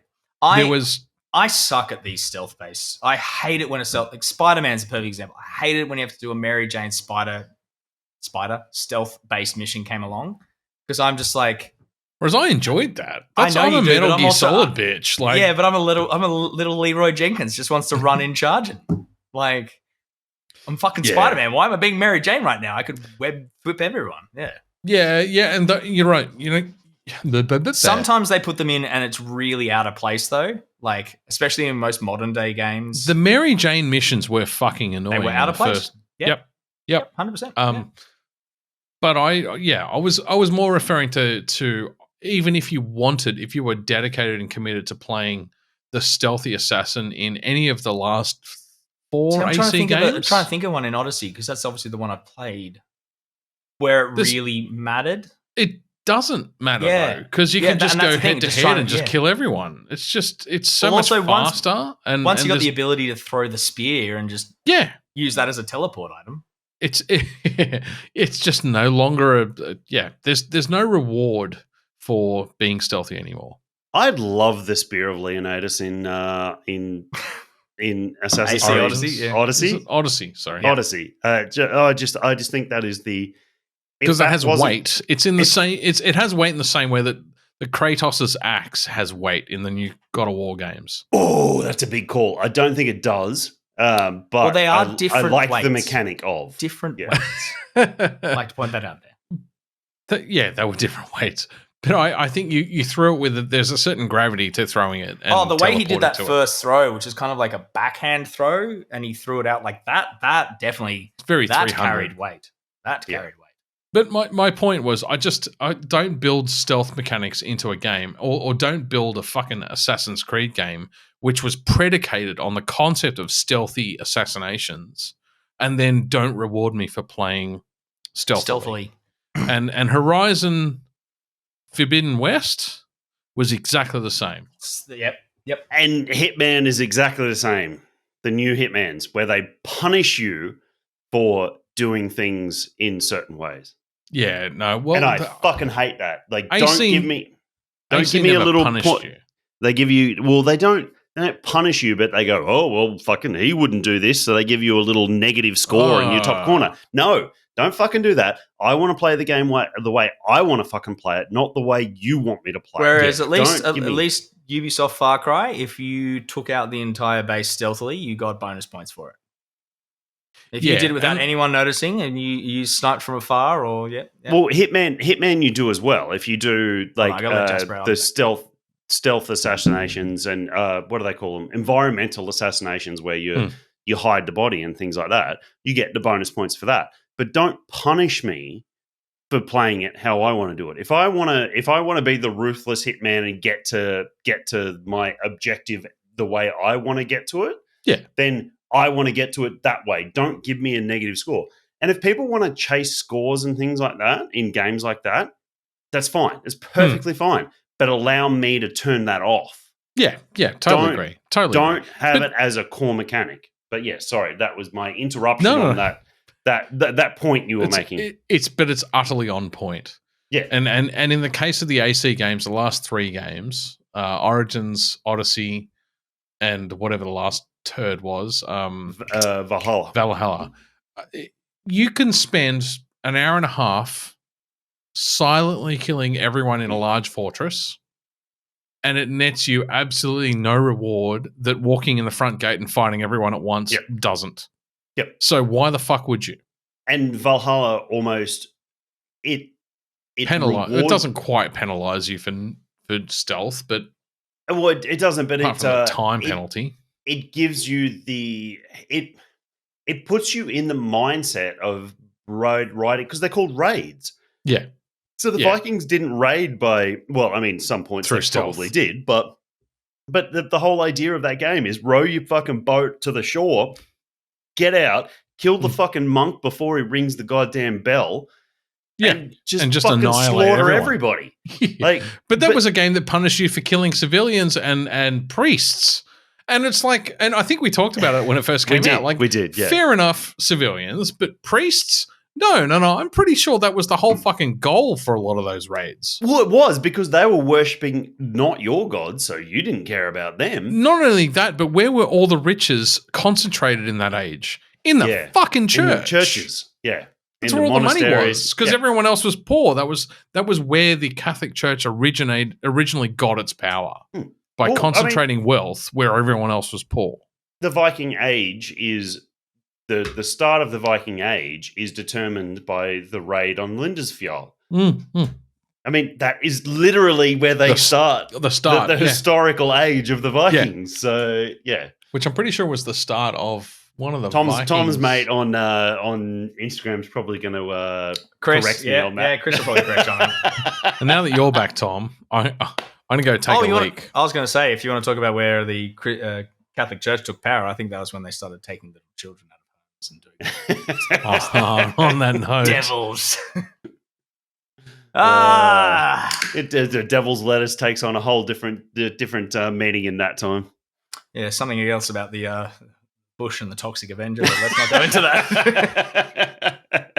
that. Tom, are you winning, son? I am so sorry I spoiled this. I thought you talked about it when Ed was on. No, I was very close to being finished when I'm assuming we're moving on with the spotlight then. Pete's approved this. No, have you got more to say? No, I was just, how he gets. It's very sensitive about if we move on without him, his approval. He's the taskmaster. Yep. Have we got any more to add here? I mean, I'm sure there is more. But I mean, those are the big ones. I mean, they're the ones that we talk about a lot. They're the AAA ones where I think people have the studios have misstepped. I mean, you take in Ubisoft and EA that have made these big titles and these ongoing franchises that have continuously Bethesda as well, Activision, continuously put these things in that people go, come on, man, like seriously, like fucking wake up to yourself in this, and we're not talking now, or we are talking now, where the general age of the people playing these games with the disposable income to continuously buy them on day one and that. We're not talking about 18 to 25-year-olds now. We're talking our age. We're talking 35 to 50 now, the people that have grown up with the growth of the gaming industry. Yeah. So for them to arrogantly ignore the comments of people is incredible. Are we talking about Todd Howard? Oh, well, he's the prime example. He's absolutely the prime example. Disconnected from his fan base. But you see because these people he used to be a god, and now he's just he's been. But he fell from grace from his own fucking mouth, man. Like that's no one's fault but his. No, that's true. He's just an arrogant piece of shit. Anyway, sorry, what did I walk back into? Think about what's his name from Activision. Like that guy was the same thing. He thought he was God's gift to gaming. Well, Bill Maher from Sony back when EverQuest 2 was it? Yeah, there's plenty of them. It's not Bill Maher. No, he's the late night guy. Yeah. Anyway. Yeah. So, I mean, Pete, you walked in with exactly the right point. You just reinforced my point that we've all made comments, and it's been very vocal, even in gaming displays. I mean, the first one comes to mind, the Diablo Immortal, when they announced that as a mobile only. Like they doubled down on Diablo being mobile for a little while, and nobody actually cared. Nobody cared. Literally, it was the start of Jurassic Park. It was like, we got Diablo mobile. Yeah. See, nobody cares. Nobody cares. But it was just they were booed on stage when they announced it as mobile. And it's like, don't double down on this shit, man. I actually go back and go, you know what, guys? You didn't like this. You and Todd Howard were the same when he was talking about Fallout 76 and being an online game. People just wanted Fallout 4. They didn't want a microtransaction thing, but they backed this to the end. It was a fucking disaster when it came out. And then they just never played it, never going to touch it. But that is a fucker who is just perennially just piloting himself down the Nile. Yeah. That guy is stuck in denial. Indefinitely. Absolutely. I thought you were about to denied. say he's just having a lovely punt on the Thames. Like, he's just having a lovely boat ride. No, But I really mean, liked where you went with it. That was great. That was so. It worked on so many levels. Yeah. for someone to a fan, and he wasn't a detractor, he was a fan. Asked him during a recent Ask Me Anything on Reddit. You know, he basically accused Starfield of not being optimized for PC. And Todd Howard's response was, maybe the problem is that your PC is not optimized. He's done a Villeneuve. What He's an done a arrogant Frenchy piece fuck. of shit. Ah. What a shitty thing to say to a fan. Anyway, we should move on. Dan, are you winning, son? Oh, I went to Tom, and I apologise while you were gone for Tom for spoiling. Well, I just didn't Tom's- know if we were ready to move on. That's all. So that's all I right. think we We're are. ready to move on, and we're rolling into Tom because I spoiled his big news. All right. Well, no, you didn't spoil my big news, but yes, I finally done it. I platinum Skyrim the other week. It was bittersweet. I really wasn't. I love that game. You would have been emotional about it. I was actually a bit numb. I was actually a bit numb because I was so elated to have gotten my 100th platinum. So I've hit my target. I have a special way to celebrate. It is a huge fucking effort, man. I do have a special way to celebrate. It's not playing a game of Centurion on a podcast, Suey. Sorry, mate. I'm not going to do 100 shots in 100 minutes and absolutely derail an episode. I have another way to celebrate. Your kidneys. Oh, no, that'll be fine. My liver's... Every time I go to the doctor, they check my liver and they go, wow, you have such a healthy liver. And I'm like, your equipment's wrong. Your equipment is wrong. Hey, when was the last time you reconfigured your fucking MRI? Hey, they say you don't use it, you lose it, and like Oh, you're using it every Mine day is of the week. So a marathon athlete is my liver. Absolute marathon athlete. Did you guys crack a fifth different beer? yeah, Did you want to talk about it? Correct. Yeah. Okay. Well, we'll do it after this. Because I cracked one too. No. So yeah, no. I got to the end of Skyrim. It was bittersweet because I was so happy to be back there. It was. I love that game. I love that world. I love the Skyrim music. is a beautiful game. I love everything about it. Like, Incredible. yes, I understand where you're coming from with the fast travel. I think it's definitely detracting in that thing, but other times I agree. I wish it had a Witcher 3 style system. They do have the carriage travel. If you go to major towns, you can book a carriage to go from major city to major city. why bother? When you can fast travel, why would you? Yeah, 100%. Yeah. Can I ask? Like, this is going to be really random and left field. Go. Unlike all your other questions, yes. Have I told you guys about my experience with Arena, the original? Oh, the original. The original. Yeah, Elder Scrolls. No, please. Yeah. So I played Elder Scrolls Arena when I was 8 or 9. A wee lad. Yeah, I would have to go back and figure out when it was released to figure out how old I was, but I was really, really young. And the reason I say that is mid-90s. You would start the game fresh, and you would start in a area, like a zone of the game, and I would inevitably perish. There was no way I could really play the game properly because I'd get to a point where I would just eventually die in the desert. And the reason is I was so young 1994. I was so young that I would have been 14, 13, somewhere in that space. I was so young that I didn't understand the concept of fast travel. And Morrowind was a game where you needed to fast travel to the main city to be able to continue the storyline. Elder Scrolls Arena. Yeah. Sorry, I said Morrowind. Yeah. I just didn't understand the concept of fast traveling, and I couldn't figure it out as a teenager or as a young teen. And the game was unplayable to me as a result. But I've played the original Elder Scrolls Arena. Proud to say that. As you should be. And it beat me because I didn't understand fast travel mechanics. I think if we all went back to when we were 13, 14 playing games there's a fair few that beat us. There was a lot of beating going on? Is that what you're saying, Tom? Yeah. Absolutely bashing myself. But yes, no. As I was talking about Skyrim, so yes, no, it was just I've been in love with that world since the game came out. I remember Me too. it's about 11 years ago now when it first released, 10, 11, because they have released the 10th anniversary. I remember exactly where I was when the game released. It broke street date. Because I was working at EB Games at the time, and my boss called me. She said, hey, just to let you know, we've got reports that people are selling Skyrim. And I was with my housemate, Pat, and we looked at each other, and I went, Skyrim's out early. and we dropped everything. We were to go meant and secure a copy. No, we had pre-order copies, but to go and pick them up, to the point where, and I am proud of this, we had a double date dinner planned that night, and we cancelled it to play Skyrim. And the both of us sitting in our opposite rooms in the house played until like 3-4 in the morning. We were in so much trouble, but we couldn't have been fucking happier. It was one of the greatest things ever. And since then, like, you guys know, if I can't sleep, I put on my Skyrim ambience hour-long thing, and I'm out like that. It's beautiful. Yep. I've been in love with the game. I can't get enough of it. So to go back and make that my 100th, and I had some really good games over those 100 platinums, and that is a drop in the ocean of the amount of games I've actually played. So I've talked about this before, but I have my gaming music like playlist on Spotify, and I went back and tried to think of every single game I've played since the like pre-64 up until a PS5, and it's over 500 like games, and I haven't finished all of them by any stretch of the imagination.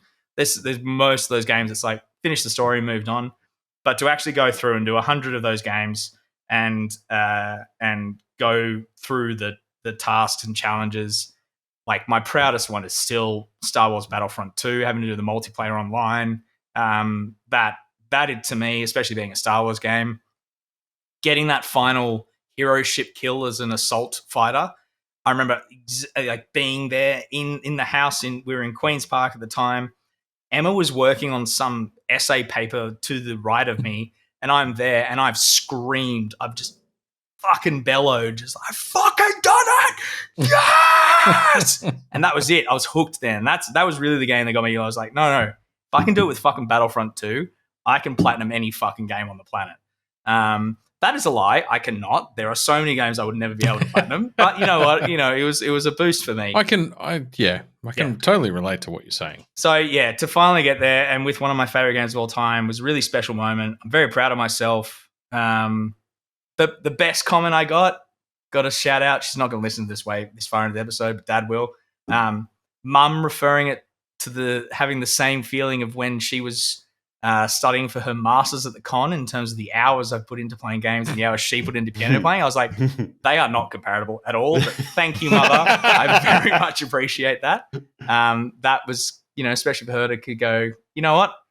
She was the one who she could connect. Turn off that bloody gaming machine. Get off it. She doesn't sound like that, but she does whenever I do her voice. But for her to be yelling at me constantly to get off the. Sounded a lot like John Cleese then. Yeah. It was kind of similar, not similar. Yeah, but for her to be constantly being like, get off the gaming machine, turn off the idiot box and go back and do something, to be like, no, I'm actually proud of you for what you've done, the dedication you've done.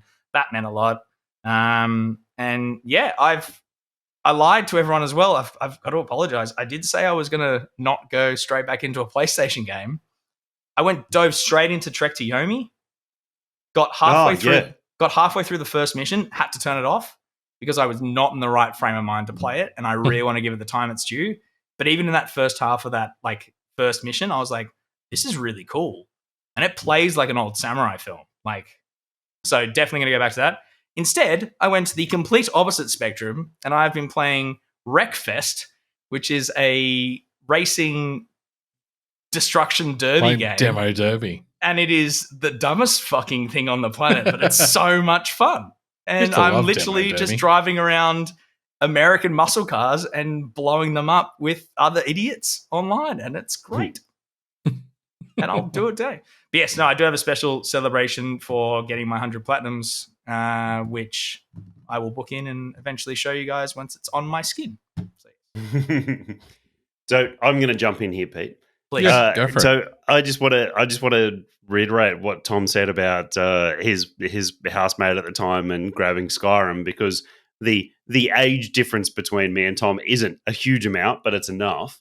But my housemate at the time was James, that we all know, and we had the very similar experience with Oblivion. Yep. I didn't know what the Elder Scrolls was. I had very recently, well, not recently, but I'd had a PC for a while, but it wasn't for PC solo gaming. It was about traveling out and playing LANs with Sui and a few other friends with Call of Duty, Carrying World War your II, Call of Duty. CRT monitor to one arm and your keyboard and your tower to the other. Strap the CRT into the front seat, monitor screen against the back, and put the fucking seatbelt around it, and plug it in. And that's how we rolled. I'll never forget. Just interrupt for a sec. I'll never forget discovering that I could get my two 21-inch CRT monitors would touch edge to edge in the back seat of my Lancer. It was exactly the width of my Lancer. And the 21s were like you rich fuck spending all that money on screens at the time. So James and me lived together at the time, and he had played. I think he played Elder Scrolls since Daggerfall, whatever the second one was. The second one was. So, and then he was in love with Morrowind.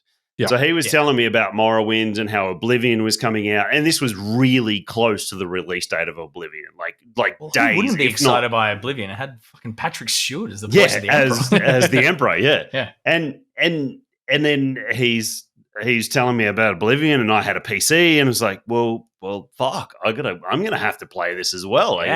This sounds incredible, and it's like and me and James, we shared a study. So, which was Pete, it was the back room at Icarus. And James was up against the far wall, and I was right next to the door, and we were both playing Oblivion. And it's like at the same time. I think he might have started a day or two before me, but we were such a huge world. You weren't that far behind each other unless you really got lost in it. And it's just like we just got lost in this world. And it was just, he was telling me about it, and then it was just this enjoyment of understanding something with somebody else in the household, and it just playing through this game and talking about it. And it was not the first big fantasy RPG that I'd ever played, because that was probably Crusader. Witcher 1? Oh no, that came years later. Yes, I played Witcher 2 before I played 1. And when I played 2, I went back and played 1. James will be very happy to know then that in the if he hasn't played it, in the Dragonborn DLC, when you go to the Morrowind Island, it plays some of the soundtrack from Morrowind. Oh, wow. Yeah. He would be very happy with that, I'm sure. If he doesn't know he doesn't have a PC, so I think he's got an Xbox 360, but which you could probably still play the Dragonborn DLC on it. Oh yeah, it'll be there. Yeah. So I have a similar experience to you with the precursor to Skyrim with Oblivion. Well, I actually bought the TV I had for 10 years. I bought for Skyrim when it first came out on PS3. I bought my 42-inch. It was my first TV that I'd bought, that I hadn't scavenged some fucking massive CRT off a council cleanup in the local neighborhood. And then the second TV I've ever bought was when I bought for the PS5. So that's how long I had that TV for, and how many games took me through. Incredible. What are you winning now, Dan? Because we've completely avoided that subject. Yeah. So modded Skyrim. Obviously, I spoke about earlier, Tom inspired me to jump back into Skyrim. I had it installed, but I hadn't actually gotten through it. Tom randomly sends me the you're awake, or whatever the intro just got. He randomly sends me these things. I shudder to log into Instagram and see how many messages. Messages I have from Tom. I stopped a while ago when I figured you weren't on Instagram anymore. I stopped sending you things. I haven't logged into Instagram for about 3 or 4 months, maybe even longer. There'd be about 16 versions of someone doing a video, and they drop the camera. It's my favorite one. There's some dude drops a phone camera down a flight of stairs, and then you follow the phone camera, and as it flips in the last thing. And it cuts to the opening scene of Skyrim. And it's like, oh, hey, you're awake. You're awake. It gets me every time. So I dropped not some incredible mods on Skyrim.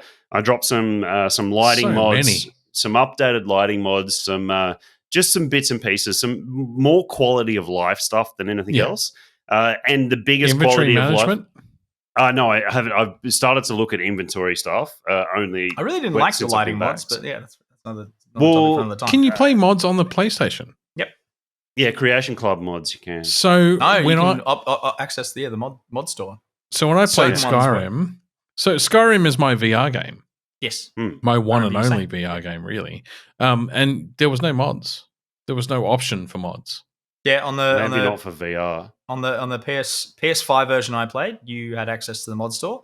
If you accessed any mods, or if you had them active, it would disable trophies. It does on the PC as well. Yeah. Right. I actually found them. I didn't like the mods. I used a couple of lighting mods when I finished and went through and had a little like play around, and I found them. Some of them were too realistic in the lighting, and it was like you were saying. trying to run around at night. It was like I actually can't see shit. Like this is not fun. Okay. Yeah. Anyway. Yeah. Dan, sorry. So I dropped just some forest and foliage mods on, which increase the density of the foliage. My PC doesn't even skip a beat with these mods on, so I need to bump it up a little bit more. It's because those mods are out. They've been out so long. Yeah, of course. They're super efficient. So the best quality of life one I put on it's called Open Cities, and it's no more loading into cities. 100% agree with that. Yeah. It's wonderful immersion. You just walk up to the city gate, you hit E to open it, and it just opens both ways.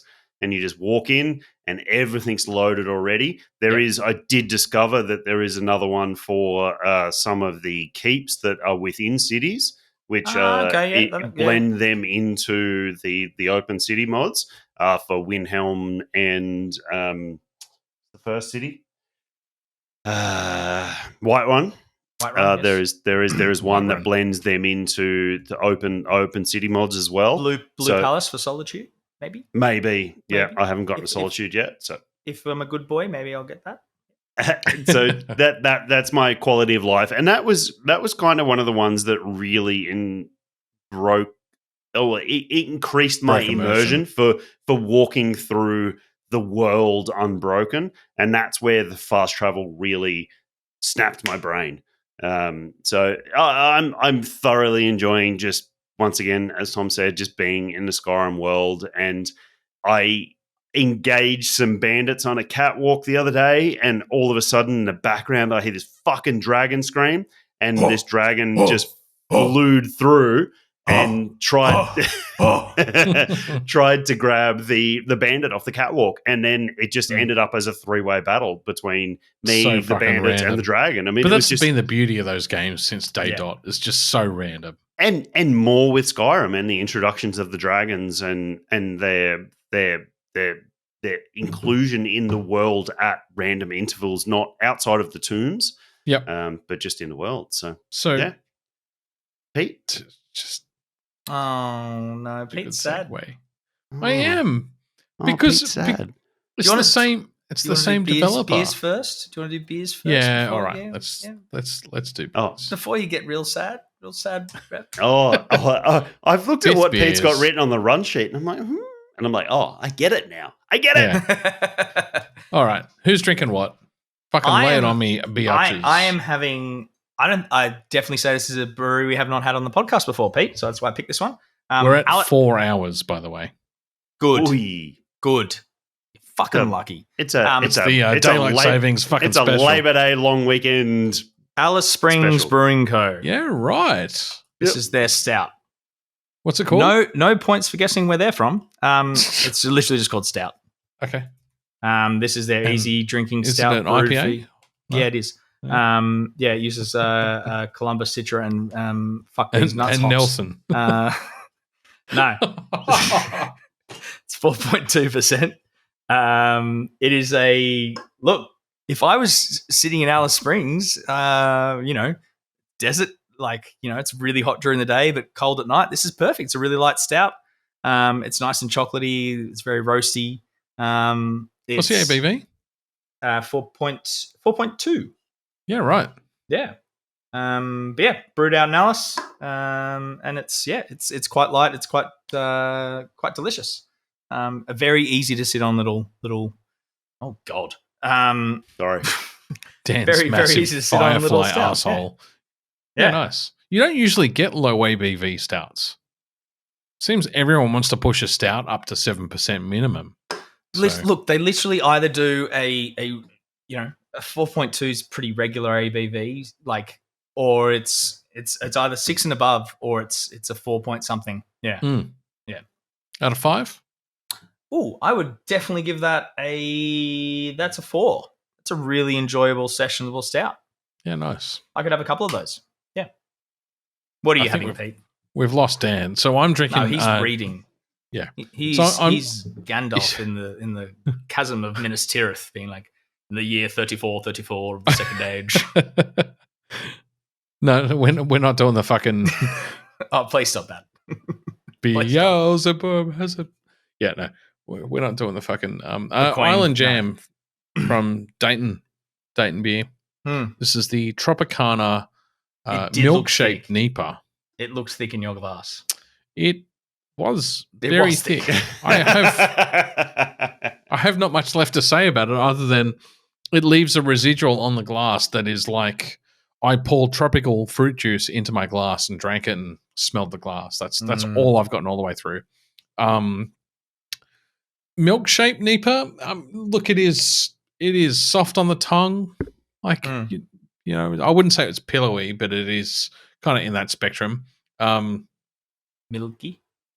Yeah, 32 IBU, so not too bitter. 6.7%.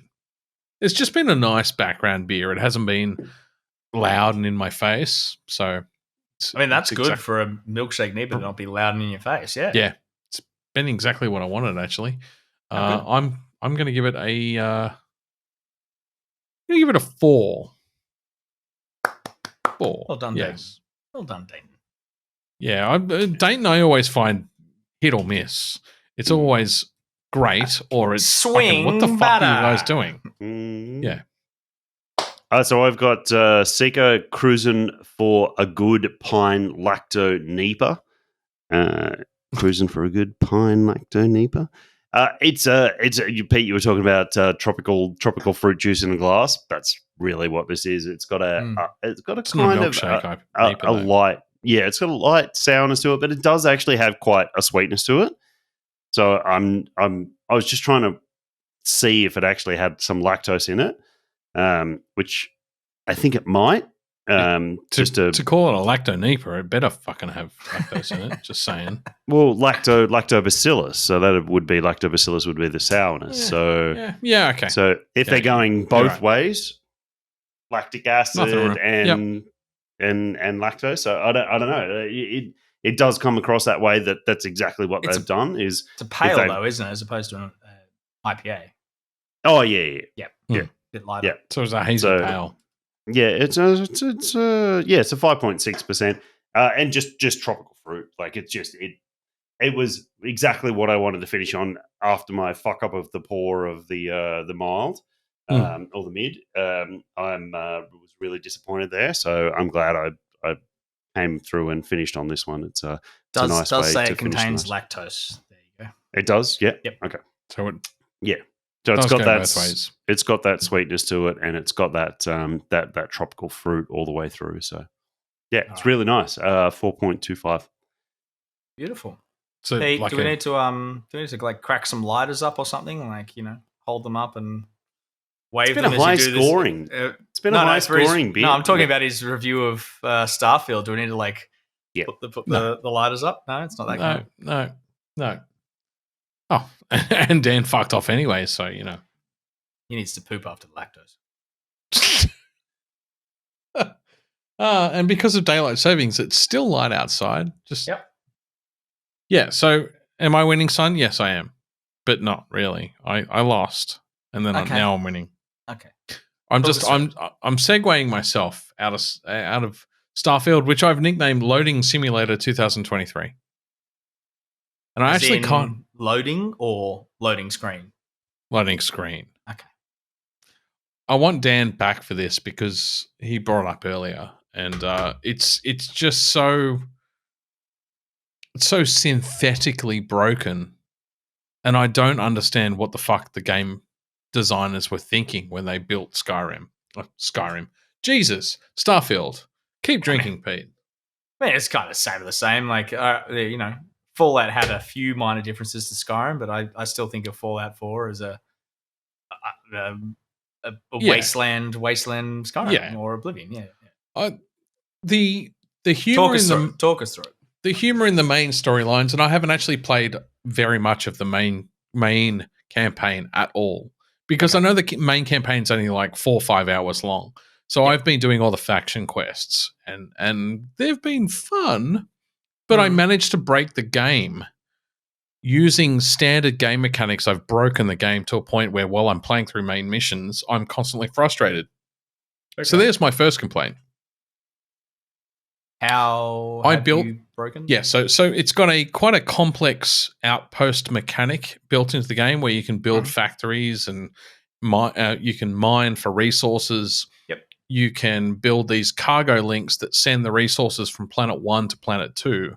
And each planet can have up to 6 links to 6 other planets, or you can have 2 planets linked 6 ways if you wanted to do it that way.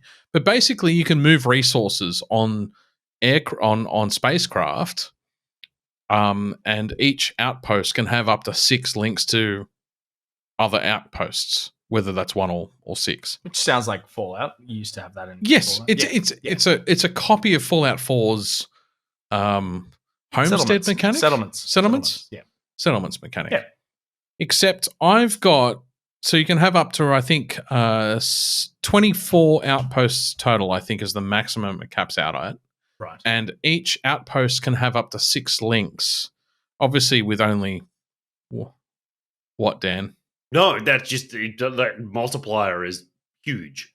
Yeah, I was trying to do the maths in my head and it didn't work. But the multiplier only applies to the rest of your outposts. So at most, you can have 6 links times 24, sure, but they can only ever talk back to your other outposts. So you have to divide that by 2. Okay, gotcha. Right? So it's 144 divided by 2. You can have up to, divided by 2, I'm doing the math, 72. You can have up to 72 links. Right. I have 12. Okay. And the game calculating which ship is moving which resource where for 12 links is so inefficient that I can't walk through the main town doing nothing related to my outposts without lag, stopping me for solid 5 seconds. Have 3 frames, stop for another second, have 3 frames, stop for another solid 5 seconds. 5 seconds is a long time to lag a game. That's horrible. And it's every 30 seconds without fail. It has a pattern of 5 seconds of lag, 2 seconds of lag, 1 second of lag, 5 seconds of lag, 3 seconds of lag. Play the game for 2-3 minutes. It's game-breaking lag. Do you think that's a result of the Xbox being shit? No, I mean, Todd Howard tells me it's because the Xbox isn't fucking. Cut that, Phil Spencer, you dick.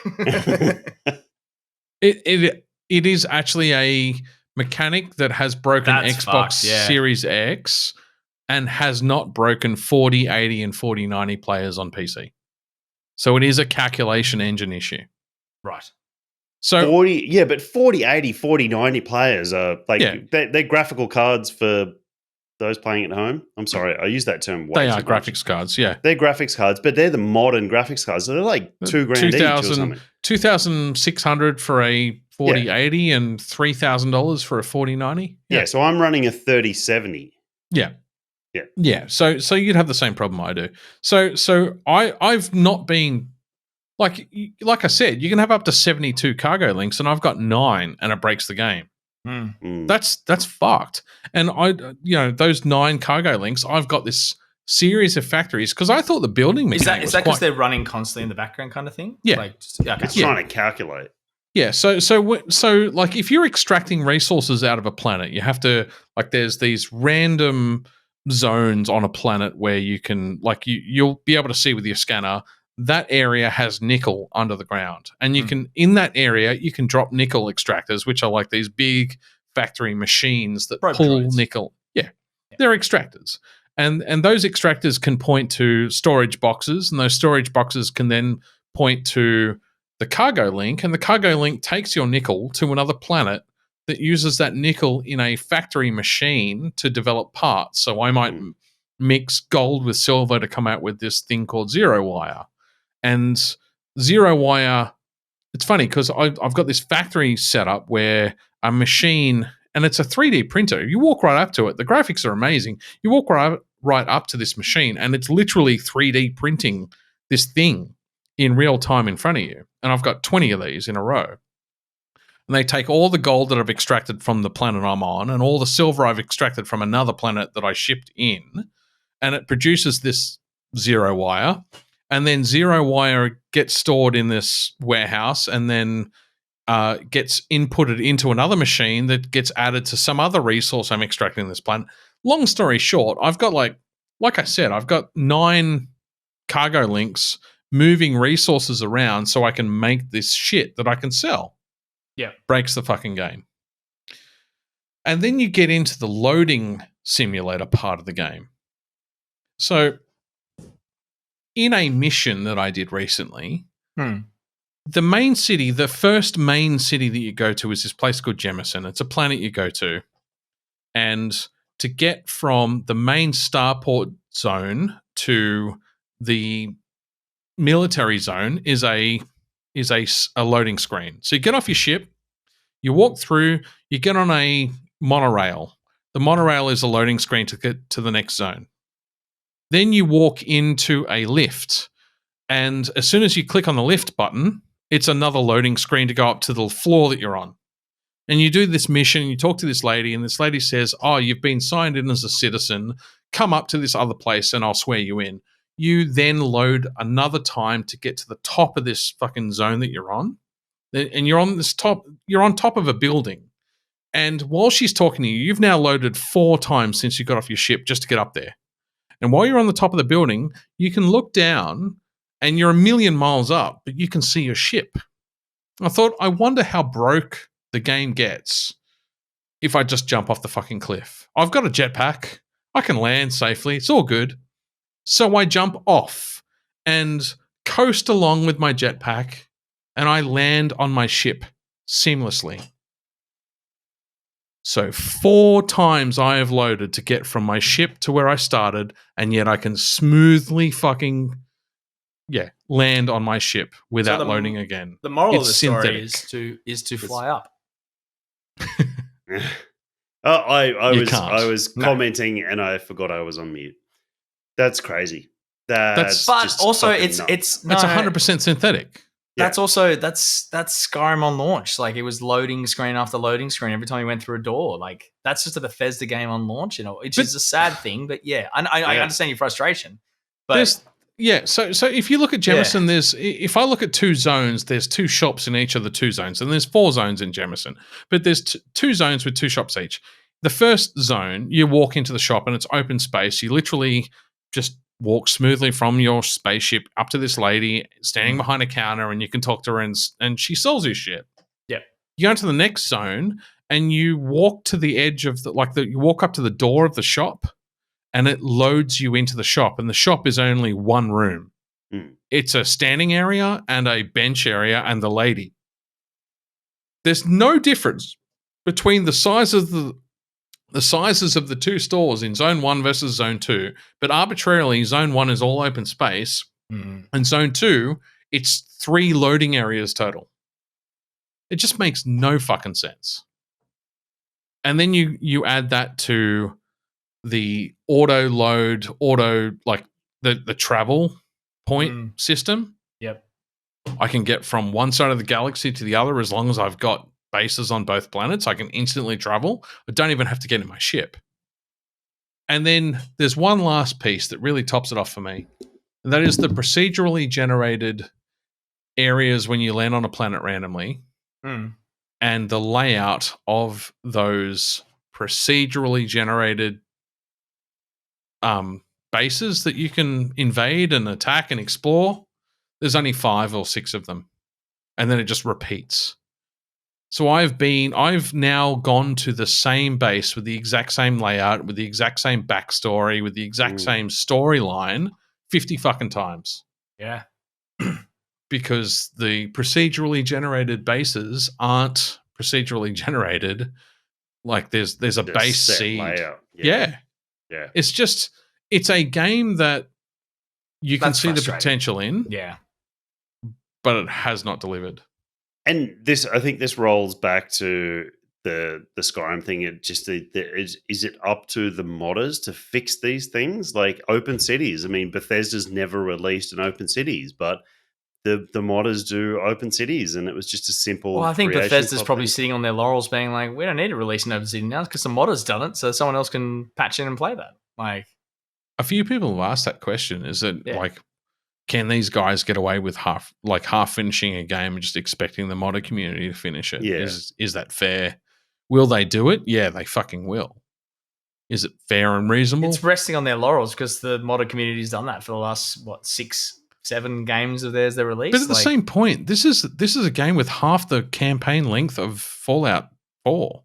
yeah, It's a very, very short campaign. kind of so- glad it wasn't released on PlayStation now. So I moved from that to Baldur's Gate 3. and Hey, It's exactly the game I had hoped it would be. yeah, I I've been maybe reading I'll nothing but good reviews about Baldur's Gate 3, so I'm glad. maybe we should park it because we're at 4 hours 20 or something in that range. Maybe I'll talk about BG3 next episode. We're only a couple of hours in, 8 hours. You said. Yeah. 12 hours into the game, I think.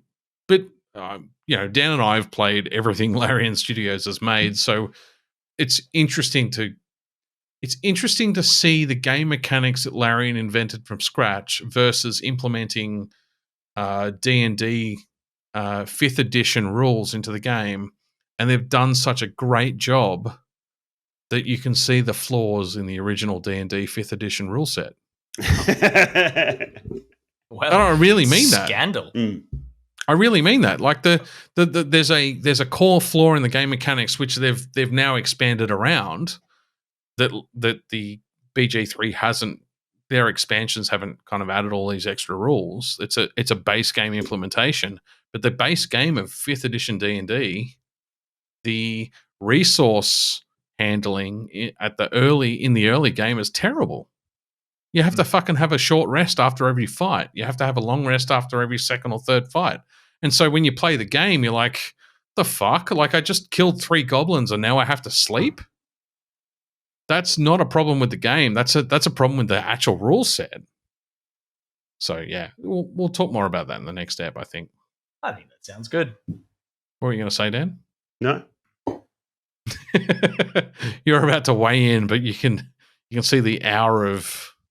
No. Time I'm perfectly fine. I'm trying to order pizza for me and Louise for dinner at the same time, as well as paying attention. I think the Baldur's Gate is a bigger discussion. I'm happy to have it. I'm more than happy to have it now because I think there's pros and cons. I've played the beta. I think I've said like 3 times. I played through the area that was allowed because I had to.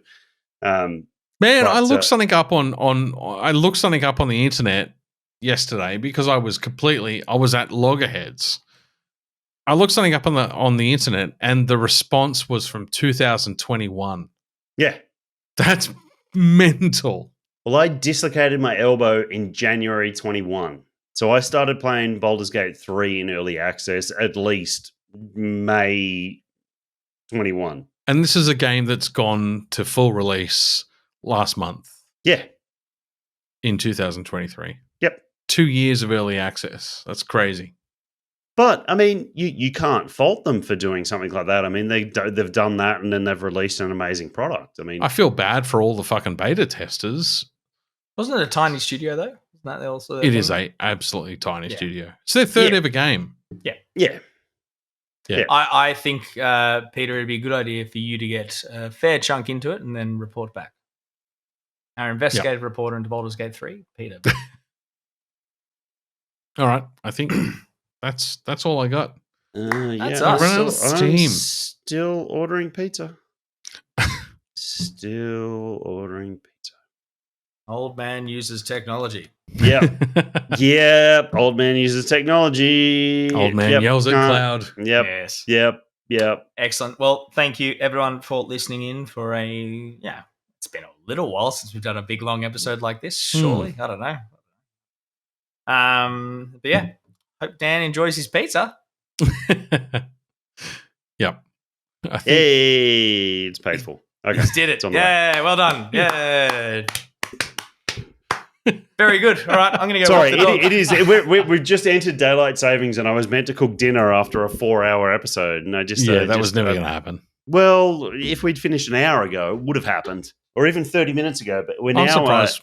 we're now bordering 7:15, where we should have Which been is 8:15. 6:15. Is it? What year is it? It's too dark to be 6:15. No, Yeah. it wouldn't have been. No, It's it should have cool been- enough now to take the dog for a walk. That's all. Yeah, I it should have been care. 6:15. It's now 7:15, so it's too late. I'm going to go to the pub. We're a fuddy duddy. Oh, and you're going to take a Jasper to the pub? No, he doesn't. No. He's not allowed. Oh. Why not?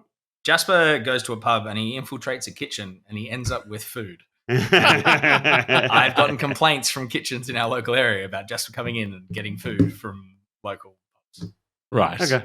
Is he handed the food, or is he climbing up on counters and stealing food?